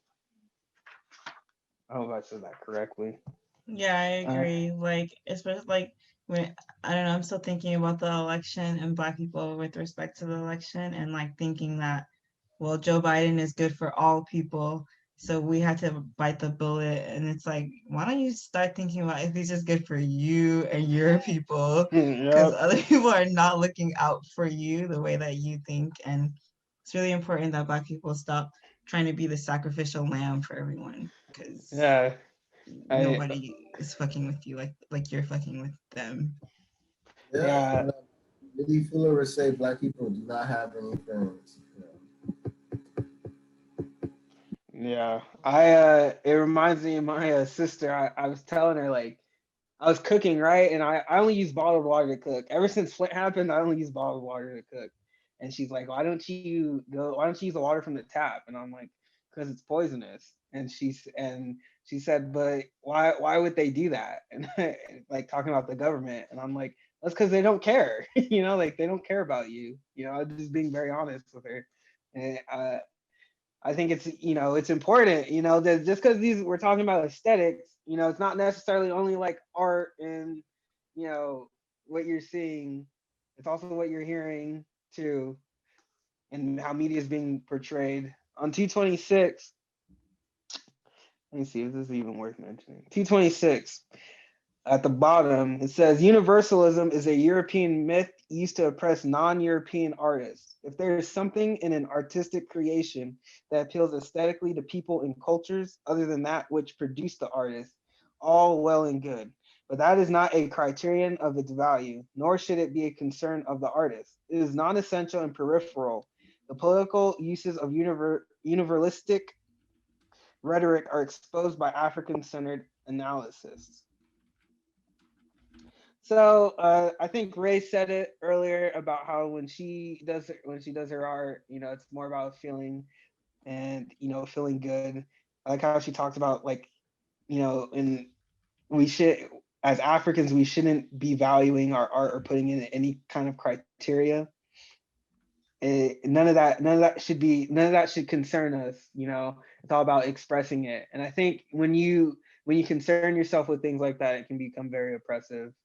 And which is basically the European asili.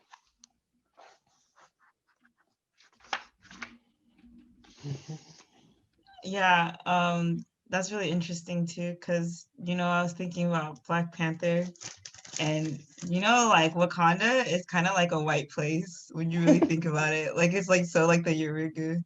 It's super like technical. It's super like about progress. It's super about like innovation, about like moving forward, and like and like a kind of like fetishization of progress in science. Was Black Panther written by white people? Like the I actual think, comic? yeah, the comic was. I think Stan Lee wrote all the comics. He's a white guy. I think I think Black Panther is just directed by a black guy, and that's why I think everyone's like. I think it was written by the director Ryan Coogler helped write it. I don't know who his writing buddy was, but No, I mean the original comic. The original was definitely created by a white guy. Yeah, but see, this is the thing. I feel like their interpretation of technology. I'm not going to get into a Black Panther debate at all, but like I feel like their interpretation of technology was very much like how it was led by a woman, a young woman at that, and used it for healing, used it to there was spirituality tapped into the technology. So I felt like that's why it kind of got like a blight or a pass in a sense. And there was also areas in the Wakanda environment that didn't look to technology, like what's his name? The other tribe that fought him. He was they're not they didn't embrace technology at all, like in the where they lived in the Ice Mountain area. So I felt like they kind of encompass, like there's different tribes who don't necessarily agree but can live together.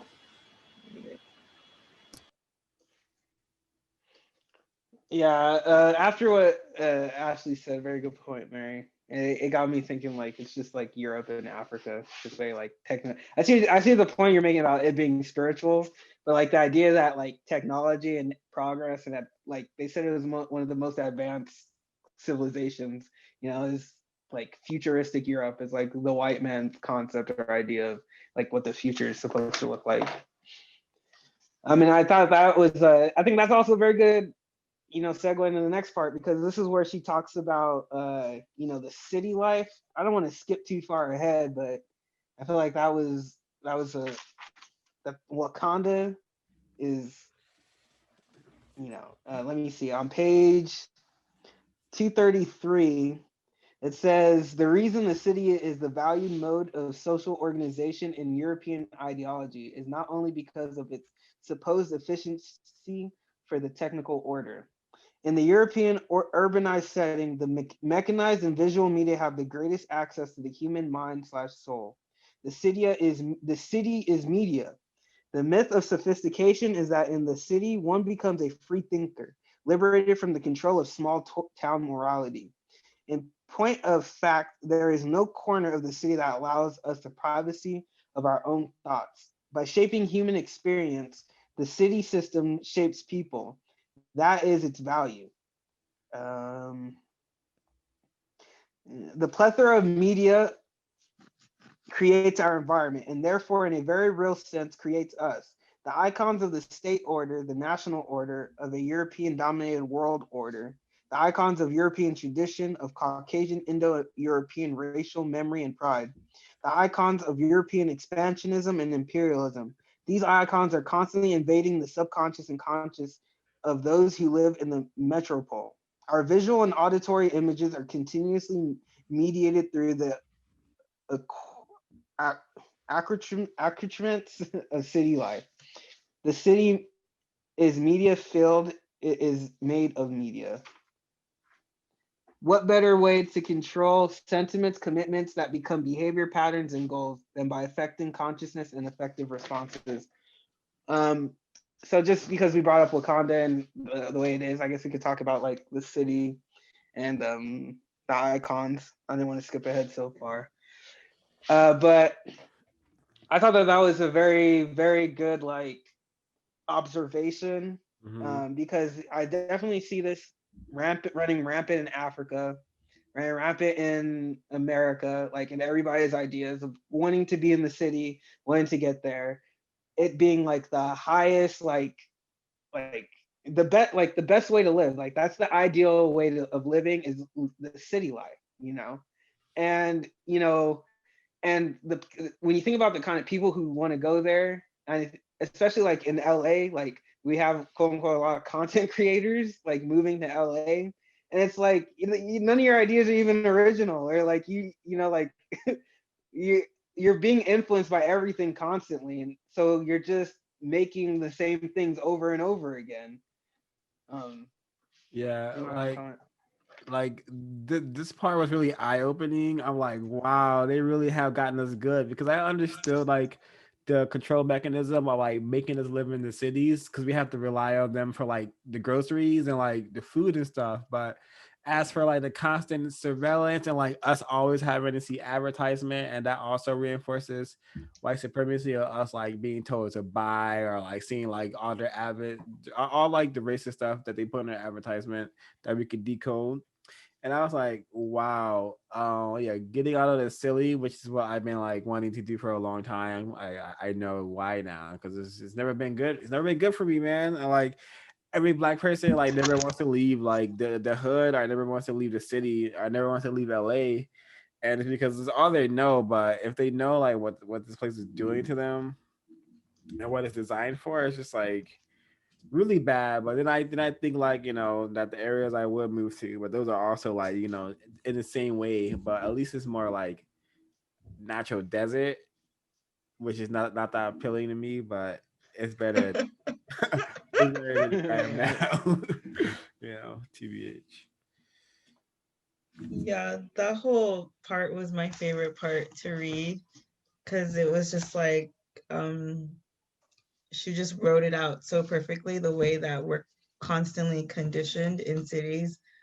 We like are forced into cities because there's no work outside of cities, and then once you're inside a city, you're like forced to stay in the city. And like what Swa was saying, you literally like have no control of any resource, of any of your resources. Once you're in the city, you don't have control of water, you don't have space to even make any sort of agriculture unless you're like really nifty. Like we're all packed in like sardines, and then on top of that, we're all constantly inundated. And if you think about the visual media, I watched a documentary one time about like visual media and how it affects our brains. if you think about the fact that people are in their homes watching TV a majority of the day, only to leave and to like be seeing billboards, and now they have billboards that show like videos or billboards that like change like screens. This shit is really crazy. Like it just makes you realize how the conditioning like is just 24/7 to the point where like no matter where you go, you're constantly conditioned under white supremacy. Like, and I think, and I've always like wanted to live in New York City because I just like I've always thought it was just so fun.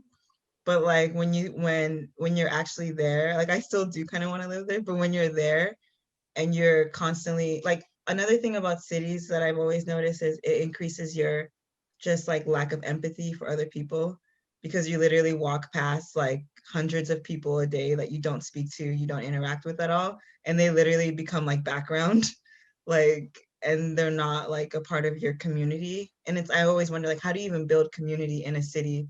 They make it impossible, you know, because people are constantly being displaced and moving and things like that in general. So you don't even have any moments that you have with someone is fleeting anyway. So I think that, yeah, the city is like the perfect white supremacist tool to keep us all here, like, and just doing what they want us to. Every time ever talking about this conversation, I'm thinking when you're saying like the city, my first thought goes to like just thinking of downtown New York and all of those what is it, all of those screens. They're just like these ideas of like how it says like icons are camouflage, but you're walking through this constantly seeing these screens throughout the whole downtown, where it's like every step you take you are literally being manipulated, because those screens are flipping through things. It's not just one screen, it just keeps flipping through like this kind of like this collage of different things. So it's very interesting how they kept saying like, oh, like icons are camouflage, but they are messing with your psyche. So that's the reason why we are unconsciously being manipulated into think things are original, but they're not. And there's like, that was just put into your mind 3 days ago on social media or through that advertisement I just sent through Google, or it kind of reminds me of when I was watching a little bit of The Social Dilemma.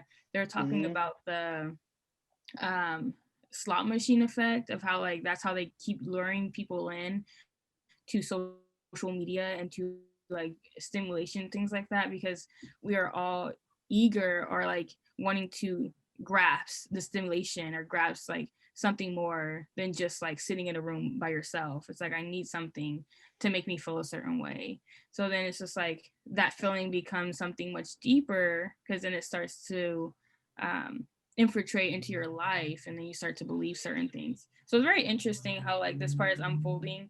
I kind of was waiting for this part. This is one of my favorite sections of talking about icons, and how like even like beauty standards, creativity, like everything is just like placed through these icons and infiltrated into people's minds. And it's just like people start to say we and us and all of these, because they can't separate what is them and who is and they, like the Europeans. So it's very interesting how all of this is coming together, and how we're all being like manipulated or are just like infiltrated with all these of their thoughts into our head. Yeah, it's goddamn master plan, you know, evil genius master plan that I'm glad we're all being able to understand. Yeah, Ray brought up a great point. I definitely started to think of The Social Dilemma too while I was reading this and thinking about how like the media and just like I came on here and I said like The Social Dilemma is basically like white people bragging about how they accomplished like and achieved like the ways of manipulating the masses. And so it's just like it just reinforced that for me. Like they have like accomplished, they know exactly what they're doing, they're accomplishing it, you know. They want you to be like seeing media all the time. They want you to be influenced all the time. You know, they want it because for them, they're learning how to control you. You know, they're learning how to manipulate you. And I think that was that's why this particular section really reminded me of The Social Dilemma. And it's, as you mentioned that, Ezekiel, there was a part in the book that said visual media have the greatest access to the human mind and soul. That is just so crazy to me, how visual media can really just reach someone's mind and soul and change it and manipulate it to whatever it wants it to be. So then it's like you don't even know what's real and what's not real. So it's like that whole identity crisis people go through when they get later on in life and they're having like this identity crisis of who am I, because they don't really know, because they feel it inside too, like I don't relate to this person, like I don't know why I think this way or do this doesn't sound right, this doesn't sound like me, you know. So it's very interesting of how all of these things like are coming together, and it's like answering the question we all have is like, why are these things happening? And this book just gives us the answer. Ezekiel, did you read the part on 233 with the person of non-European background becomes a victim? No, I didn't. You can go ahead and read it. Yeah, so I wanted to read that because I think about is what Ray is saying and what just what everyone was talking about. So she says the person of non-European background becomes a victim of the European icon that acts on her as a powerful weapon of control. The reason for this is that the European icon only acts to collectivize or unite the European psyche, the psyche that is linked to the European ancestral memory. But for the non-European, it has the opposite effect. It takes what it finds of an African or not of or other non-European collective conscious and splits it up, individualizes it so that it can be placed at the service of the European nationalist cause. The solution is not difficult as we might think. To break the control of the European icon, we simply respond with our collective conscious will. An African consciousness either automatically rejects European icons as displeasing or acts as a filter screening for that which reinforces African being. Through this process, they are robbed of their ideological power and they are no longer icons. This ability is promoted through the use and creation of African icons that tap the energy of the African ancestral memory. But in Euro America, the popular aesthetic is supported by the elite aesthetic art that makes non-European icons appear to represent ignorance, imperfection, backwardness, all that which lacks value. So, and I think even like the profoundness that icon, what's like just to decode the word icon. Icon is like, you know, it's like a symbol, but icon also means like a person of like, it's a thing of high recognition, of a high renown, of high respect, something you should like, you know, look up to or something like that. So icons are very fucking like powerful like symbols, and that's how the European has used them such. But I really love how she added this part because she's not. There's solutions and there's ways to counter this. Yeah, I really enjoyed reading that part of the chapter as well. Like, like it reminded me, like in the previous conversations that we had, Ashley had mentioned how growing up she didn't see idols. I can't remember the exact word that you used, but not seeing like the figurative use of like idol worship being like statues, and I too, like similarly, I saw like the the holy book saying like don't do idol worship, not being a figurative thing of like worshiping multiple gods or idols. It's more like idolizing people and then worshiping them, like the term celebrity. We're celebrating, why are we celebrating these people? Like one thing that I really want in my lifetime is for the definition of celebrity to be redefined or to be reconfigured, where we're celebrating people who deserve to be celebrated and immortalizing in art, like people like Dr.Frances Cress Welsing, Dr. Sebi, creating these kind of tropes of personal archetypes and then having them being in the media. Because like what Ray was saying earlier in terms of the images that we see on TV, like this doesn't look like me, but they're telling you that this is the aesthetic. And one thing about becoming attractive, being attractive is proximity and like how close the thing is to you, and familiarity. And because of TV, we are highly familiar with these things, so they become attracted to us. You see them in everyday life, and because of how much you've been conditioned to it, the self-image tells you that this is beautiful, this is what is on TV, so this must be what is beautiful, and therefore your idol. So like that last half of the chapter said, it's up to us to define what is icon. So it starts with us redefining what celebrity is and celebrating the right people. I agree with that completely. Like, and I think it shows even the degradation of our society is to the point where we don't even have celebrities now. We have influencers who are like, at least like a celebrity is possibly known for having some skill, but doesn't have it. But an influencer is just known because they're known. And like how much our, like, I just feel like we're degrading like more and more as a society. And I think Black people need to just like not involve themselves in those process at all.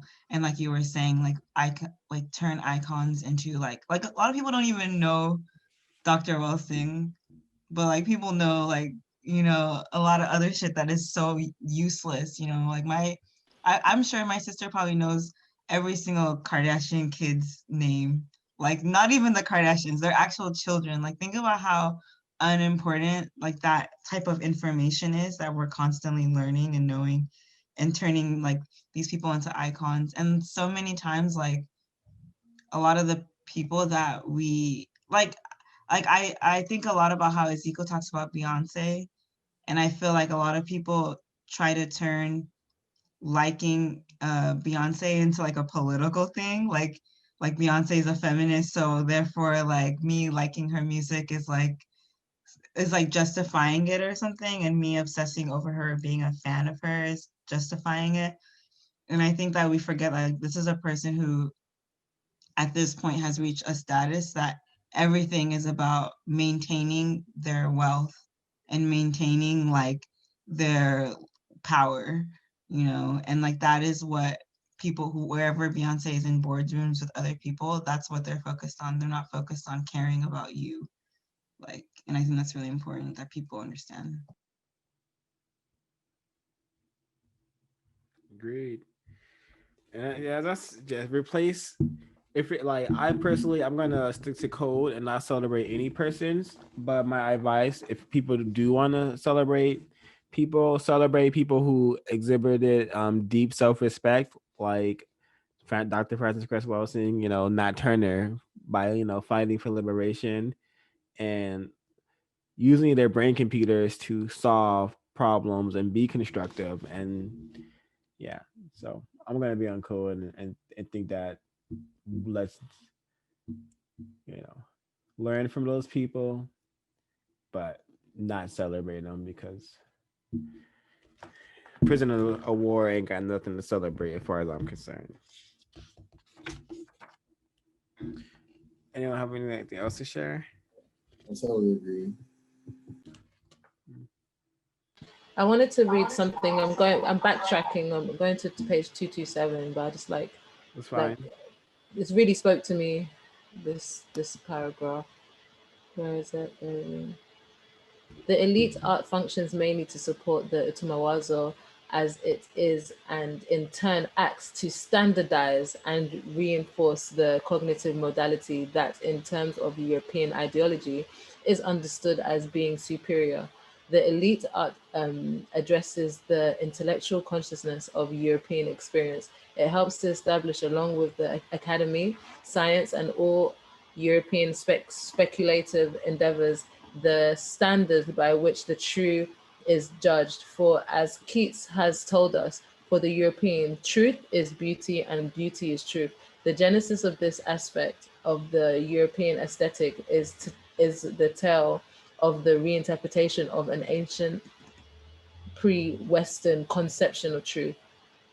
I want to kind of, I'll just read it at the next sentence. It is a story that demonstrates the essence of Utomaroho, and the way in which Utomawazo dictates cultural response. A divergent Utomaroho demands a radically different interpretation and elaboration of the original idea. Okay, I wanted to get like people's thoughts on that. Like mine in particular was just like how what is considered, there's also this like lack of access to like elitist art, so you can't really comment on it. You kind of have to be like highly in on it, and I feel like that level of exclusiveness where it's only commented within, like you have to be some reached some elitist stage, which you already had to do like several forms of brainwashing in order to be that upward socially mobile anyway. So your commentary is probably going to be like, fascinating or something dumb like that, and not actually comment and highly critique it. But like, I love the comment about in order to be a divergent Utamaraho demands a radically different interpretation of this. I feel like that's why like Banksy is so popular, like because he would literally in the middle, I don't want to do it injustice, but like in the middle of like a crisis, just go and put something of significance in like that part of the world, like what he did in was it Iran? Maybe somebody fill in if they can, where he went and put art in a war-torn area. Was like that, the powerfulness about that was, one, the people are like, he's going in such a dangerous environment and like doing that, and the two, basically it just had to be highly radical to be like even noticed. Like if you don't like go against the status quo, like art is so contrasted. It's either like you're going highly against the status quo or you're highly appealing to it. Like the in-betweens is just like meh sort of thing, and the only thing that is noticed if you are on either end of the spectrum.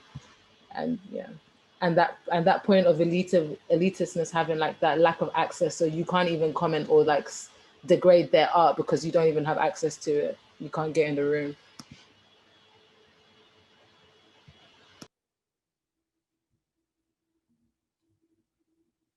I don't know if anybody had any comments about that particular paragraph in their own interpretation. Yeah, I think the whole idea of the elitist art being like so exclusory and hard to access, limited access, is because like it's very like masturbatory, it's like and that represents a lot of white supremacist culture. They are, it's only exists to gloat, to express, hey, I'm superior, and like my garbage is more unique because it like gets this kind of feedback from its audience, or my garbage is more unique because it gets this kind of feedback from each other. And it's only like so many of us here, but we get it. But you know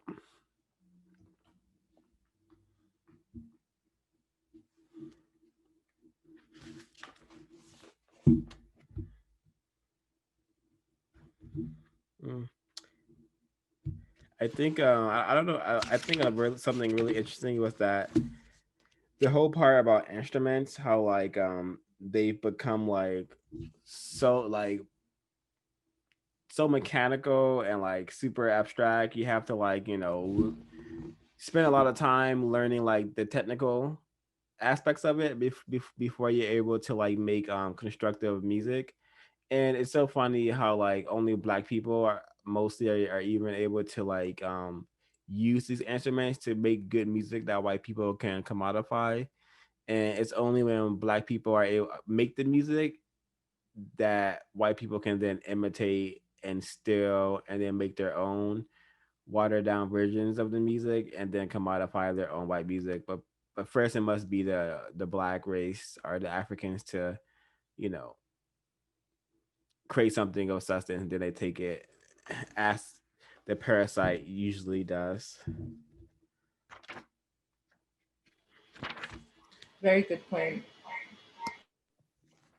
Yeah, I wanted to comment on, I liked the last part of this chapter, like when she connects everything, and I liked the way she differentiated elite art and popular art, and like how popular art is like a tool for like conditioning, and it's almost like in the background, that we don't even see it as art. And how like elite art is like the thing that we want to ascribe to being in the room, but like we can never get there. Like, and if we do get there, we have to like, by that point, you're not even yourself anymore. You're like some other version of who you are. And it reminded me of like when Hamilton came out. They like, Hamilton is like this musical. I'm sure you guys know what it's about, but like it's done in Broadway, so all the tickets are like thousands of, probably like hundreds of dollars, so it's super inaccessible.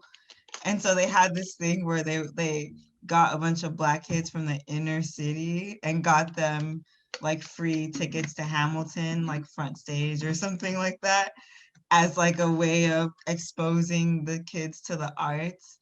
And I thought that was like a good aspect of like everything that she was saying, like colliding into one, because it's like Broadway is obviously inaccessible to a lot of people, but Hamilton has also become popular art because of its ways of like how it can condition a lot of people to like the American iconography and see themselves in the foundation of America.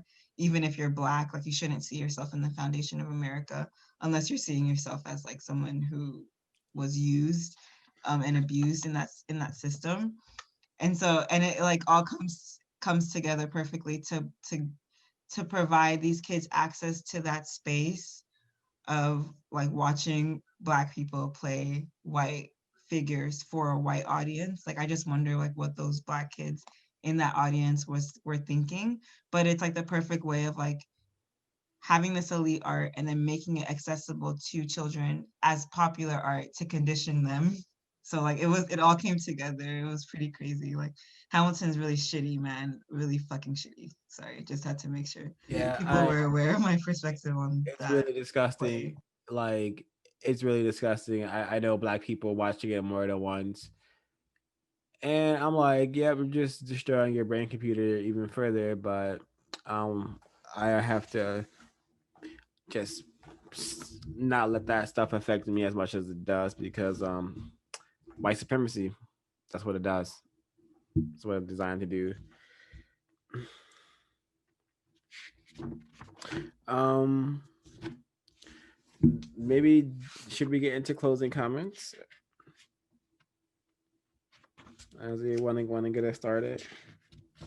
I can start. Mm-hmm. I actually do have a question too, by the way, but I don't know if it's like a personal question to be offline or online, but we'll see.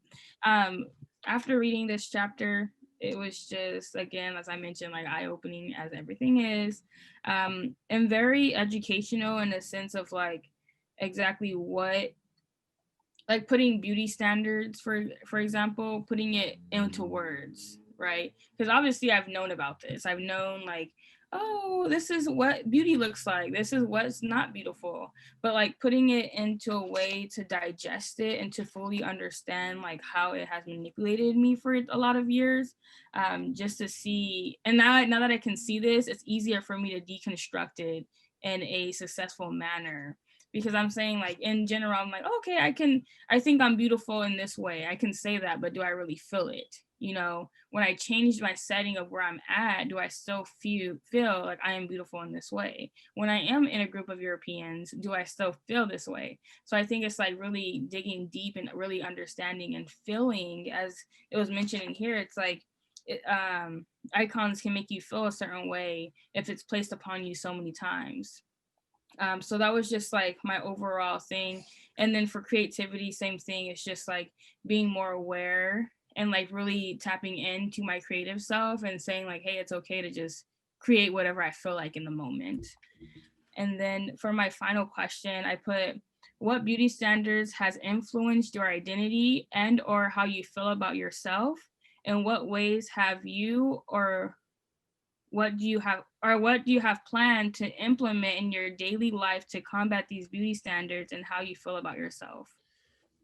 Oh, wait, I'll answer your question. When I was like in my early 20s, like I thought having abs, like six pack Wolverine abs, was like a really cool look. So like I worked out a lot, and put my body through a lot to achieve that. And like that is just one example of like me trying to ascend. Well, it's not trying to acquire like the European ideas of like a beauty, like of like, you know, abs. But no, but to say my closing comment on top of that, I can't wait to but to further go into like this the aesthetic and like how and like of like their self image and how they like view themselves and their own aesthetic, because this is just touching the surface, I believe. Um, Still a lot of stuff learned. Like only a specimen like a European can conceive to use art in such a way, to use like an aesthetic, to use beauty in such a way. And I'm just seeing that they like they have like thousands of tools at their disposal that they use to maintain white supremacy, and their Asili is such a really fascinating specimen on like, I don't hate white people. I'm just very fascinated by them. I think they're a great specimen to study out of in all the animal kingdom. And yeah, this is just a really like eye-opening chapter.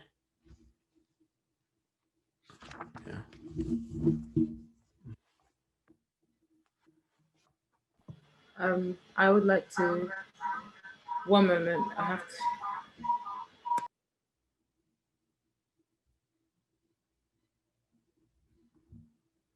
Thank you. Sorry. Yeah. So from first of all, could you repeat your question, Ray?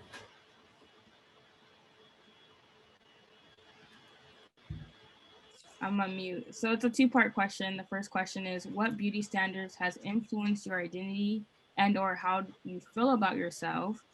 And the other part of the question is, in what ways have you planned to implement in your daily life to combat these beauty standards and how you feel about yourself? Okay. For me, growing up, I was always I wore glasses majority of my life. I stopped wearing glasses when I was like trying my best not to appeal to like some form of beauty standards, and I was like, I can't be four eyes. So I stopped wearing glasses, and I ended up almost going blind. So I started to wear glasses again after a while. But the point is that the way that I used to like, I tried my best to like assimilate as much as I possibly could. Before I even had made a decision, because of the European Utumawazo, my hair was permed for me at 11. So like I didn't have that choice. So that was another imprint that told you this is how it's meant to be. And every time like it would be time to like perm my hair again, I would look at like how I kind of have an afro, and then I'll be like, this is nice, but then I'll perm it or get away anyway, and then I'll do my tracks and I'll feel beautiful. And only like I said earlier about in the Abercrombie and Fitch situation, or like in a situation where I'm literally being put against like the white aesthetic, that I never felt that much of the contrast in a sense. But of course, consumerism, buying of weave, making sure I have like the silkiest, trying to find ones that still match my hair, or perming my hair, like literally feeling the burn and like about to pass out, but like no, a little bit longer, it's gonna be silkier. Like literally not giving any kind of care just for the sake of consumption and being able to appeal in that European state. That's how like it affected me. Like pain was nothing, like anything for it. But like the ways that I've been practicing to like I just learned a long time ago, like around back in 2015 when I stopped combing my hair, that I looking good for me and looking good as me is the best way that I'm ever gonna look in life. And tapping into that and wanting to be optimal, not just like what I see on TV, because I looked at and understood like one thing people always used to say, as soon as you have money, you can tell because you start to look good. Now my observation, or like the people saying Kylie Jenner now looks good because of money, like your problem is not that you're ugly, it's that you don't have money. I think that's very true. And also learning practices of self-care and taking care of yourself, you'd find that I feel like everybody is beautiful if you take the time to take care of yourself and just like you become optimal for yourself. You eat the right things, your skin will glow. You yeah, like I had a book called Eat Pretty. The point I'm trying to make is that I move towards being the optimal version of myself. No outside, of course, like certain hairstyles will come where I see braids and I'm like, I want to do my lemonade braids or whatever, that the whatever that the way that they've been able to like now consume Black culture in a way that you run out and want to do braids now when you see an icon wearing that, in a sense. If they're blonde, like I just want to do blonde or whatever that terminology is. Okay, now I'm gonna, from all that rambling, I'm gonna summarize how I felt about this chapter. This was very healing for me. I feel like everybody who is a creative, which is everybody anyway, anybody interpreting the world and trying to function it especially us here, can benefit and learn from this chapter and learn that we need to like separate that technological thinking or that need for authentication or that need for verification, remove that from how we see and label ourselves. And if you do love something, respect it, and then respect it enough to learn what you need to learn from it, but feel free enough to express in it with and call yourself whatever the hell you like without going to any European school that tells you you are now an artist or you are now a painter or vice versa. So that's what this chapter did for me. It was very eye-opening and healing to that aspect. She covered so much information that we could literally keep going back at this, and we can literally keep going back at this and pick it apart. But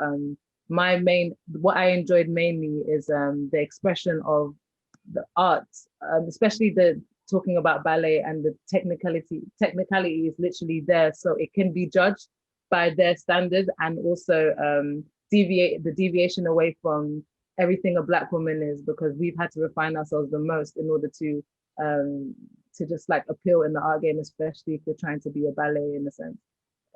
Get into ballet or like that. Yeah, it helped me understand the terms of why categorization is so important for Europeans versus and how we have taken that on ourselves, how we can tell ourselves, I'm a consumer versus I'm an artist. Like that's what they want you to be. Everybody in the city is designed to be a consumer. And if you're above it, then they want to make sure you have the mindset that will continue to help you consume whatever capitalizes for them. So yeah.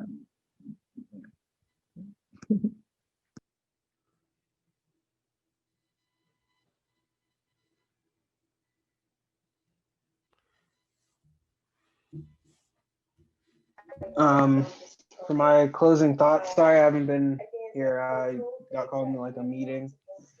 But for my closing thoughts, I appreciate all of you guys. Great talk. It was great decoding this chapter with you guys, really understanding it. I love this chapter. It is really gonna really shape how I'm gonna be moving throughout my life, and definitely consuming things and understanding things differently. I think I can remember Ray's question. I'll answer it really quickly. I think I've always kind of had like an affinity for working out and just trying to be like whatever the European defines, aesthetically pleasing, as working out. I would definitely say I've always done it for fitness aspects, but the aesthetic appeal was also nice too. Something I wanted. I've definitely been like reconstructing the way I think about working out purely for fitness. All the other things are just nice little add-ons, and not being like overly obsessed with it, because I think it's very vain and very unconstructed to be so consumed and obsessed with the way you look. Yeah, so that's my closing comments. Can't wait to see what else is to come. My closing comments are: it was great learning about the European aesthetic and how it basically exerts its control over people. How was I? To answer your questions, Jing, I used to work out and really do it from a superficial perspective to kind of be toned and look a certain way. I used to definitely abuse working out, and now I do it just mainly to like be stronger, faster, and better. No purpose. Kind of like the same thing, but I don't know. That's a lot. I think he means like physically and mentally, not like looking better. I don't know. Never unpack that a little more.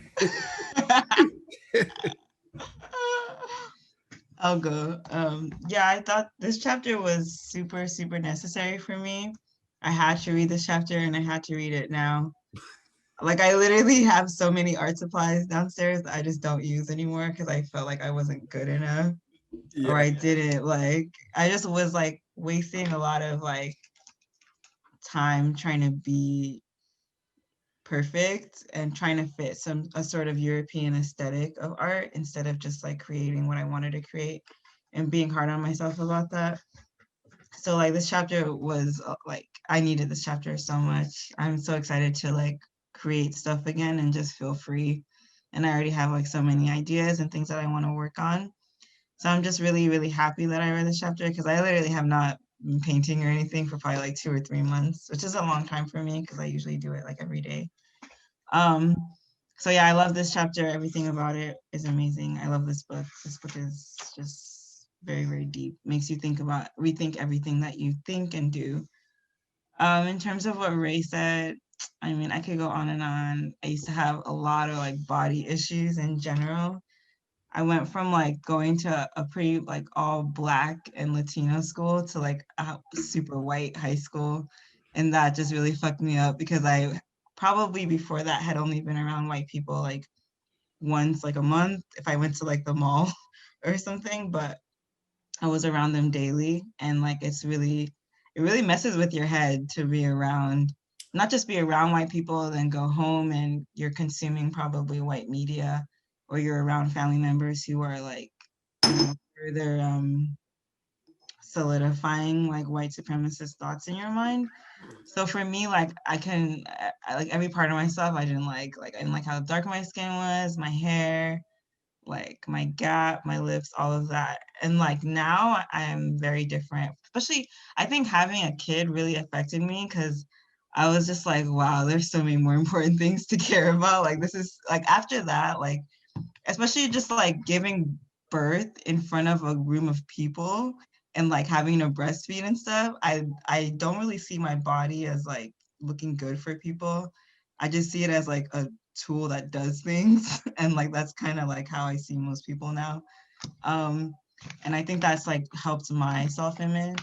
I the other day too, I was in the shower and I was like, I remember when I was younger and to take a shower, I had to like put a scarf on and then put like what are those things called? I don't even remember what they're called in a plastic wrap because I didn't want I was so scared of my hair to get wet. Shower cap. My ears would be a little bit dirty because like I wouldn't want to scrub here and get like my edges like wet because then they would, and it's just like so crazy to think about that now because I literally like the thing I enjoy the most is like just like being in the shower and putting the water on my head. And like there's a lot of young Black girls right now who like their family won't even allow them to do that. And that's such a crazy thought. Like so like European aesthetics really are just like so ingrained in us. It's really bad. So yeah, those are my final thoughts. All right, thank you, everyone. And if no one has anything else to say, I'm gonna adjourn.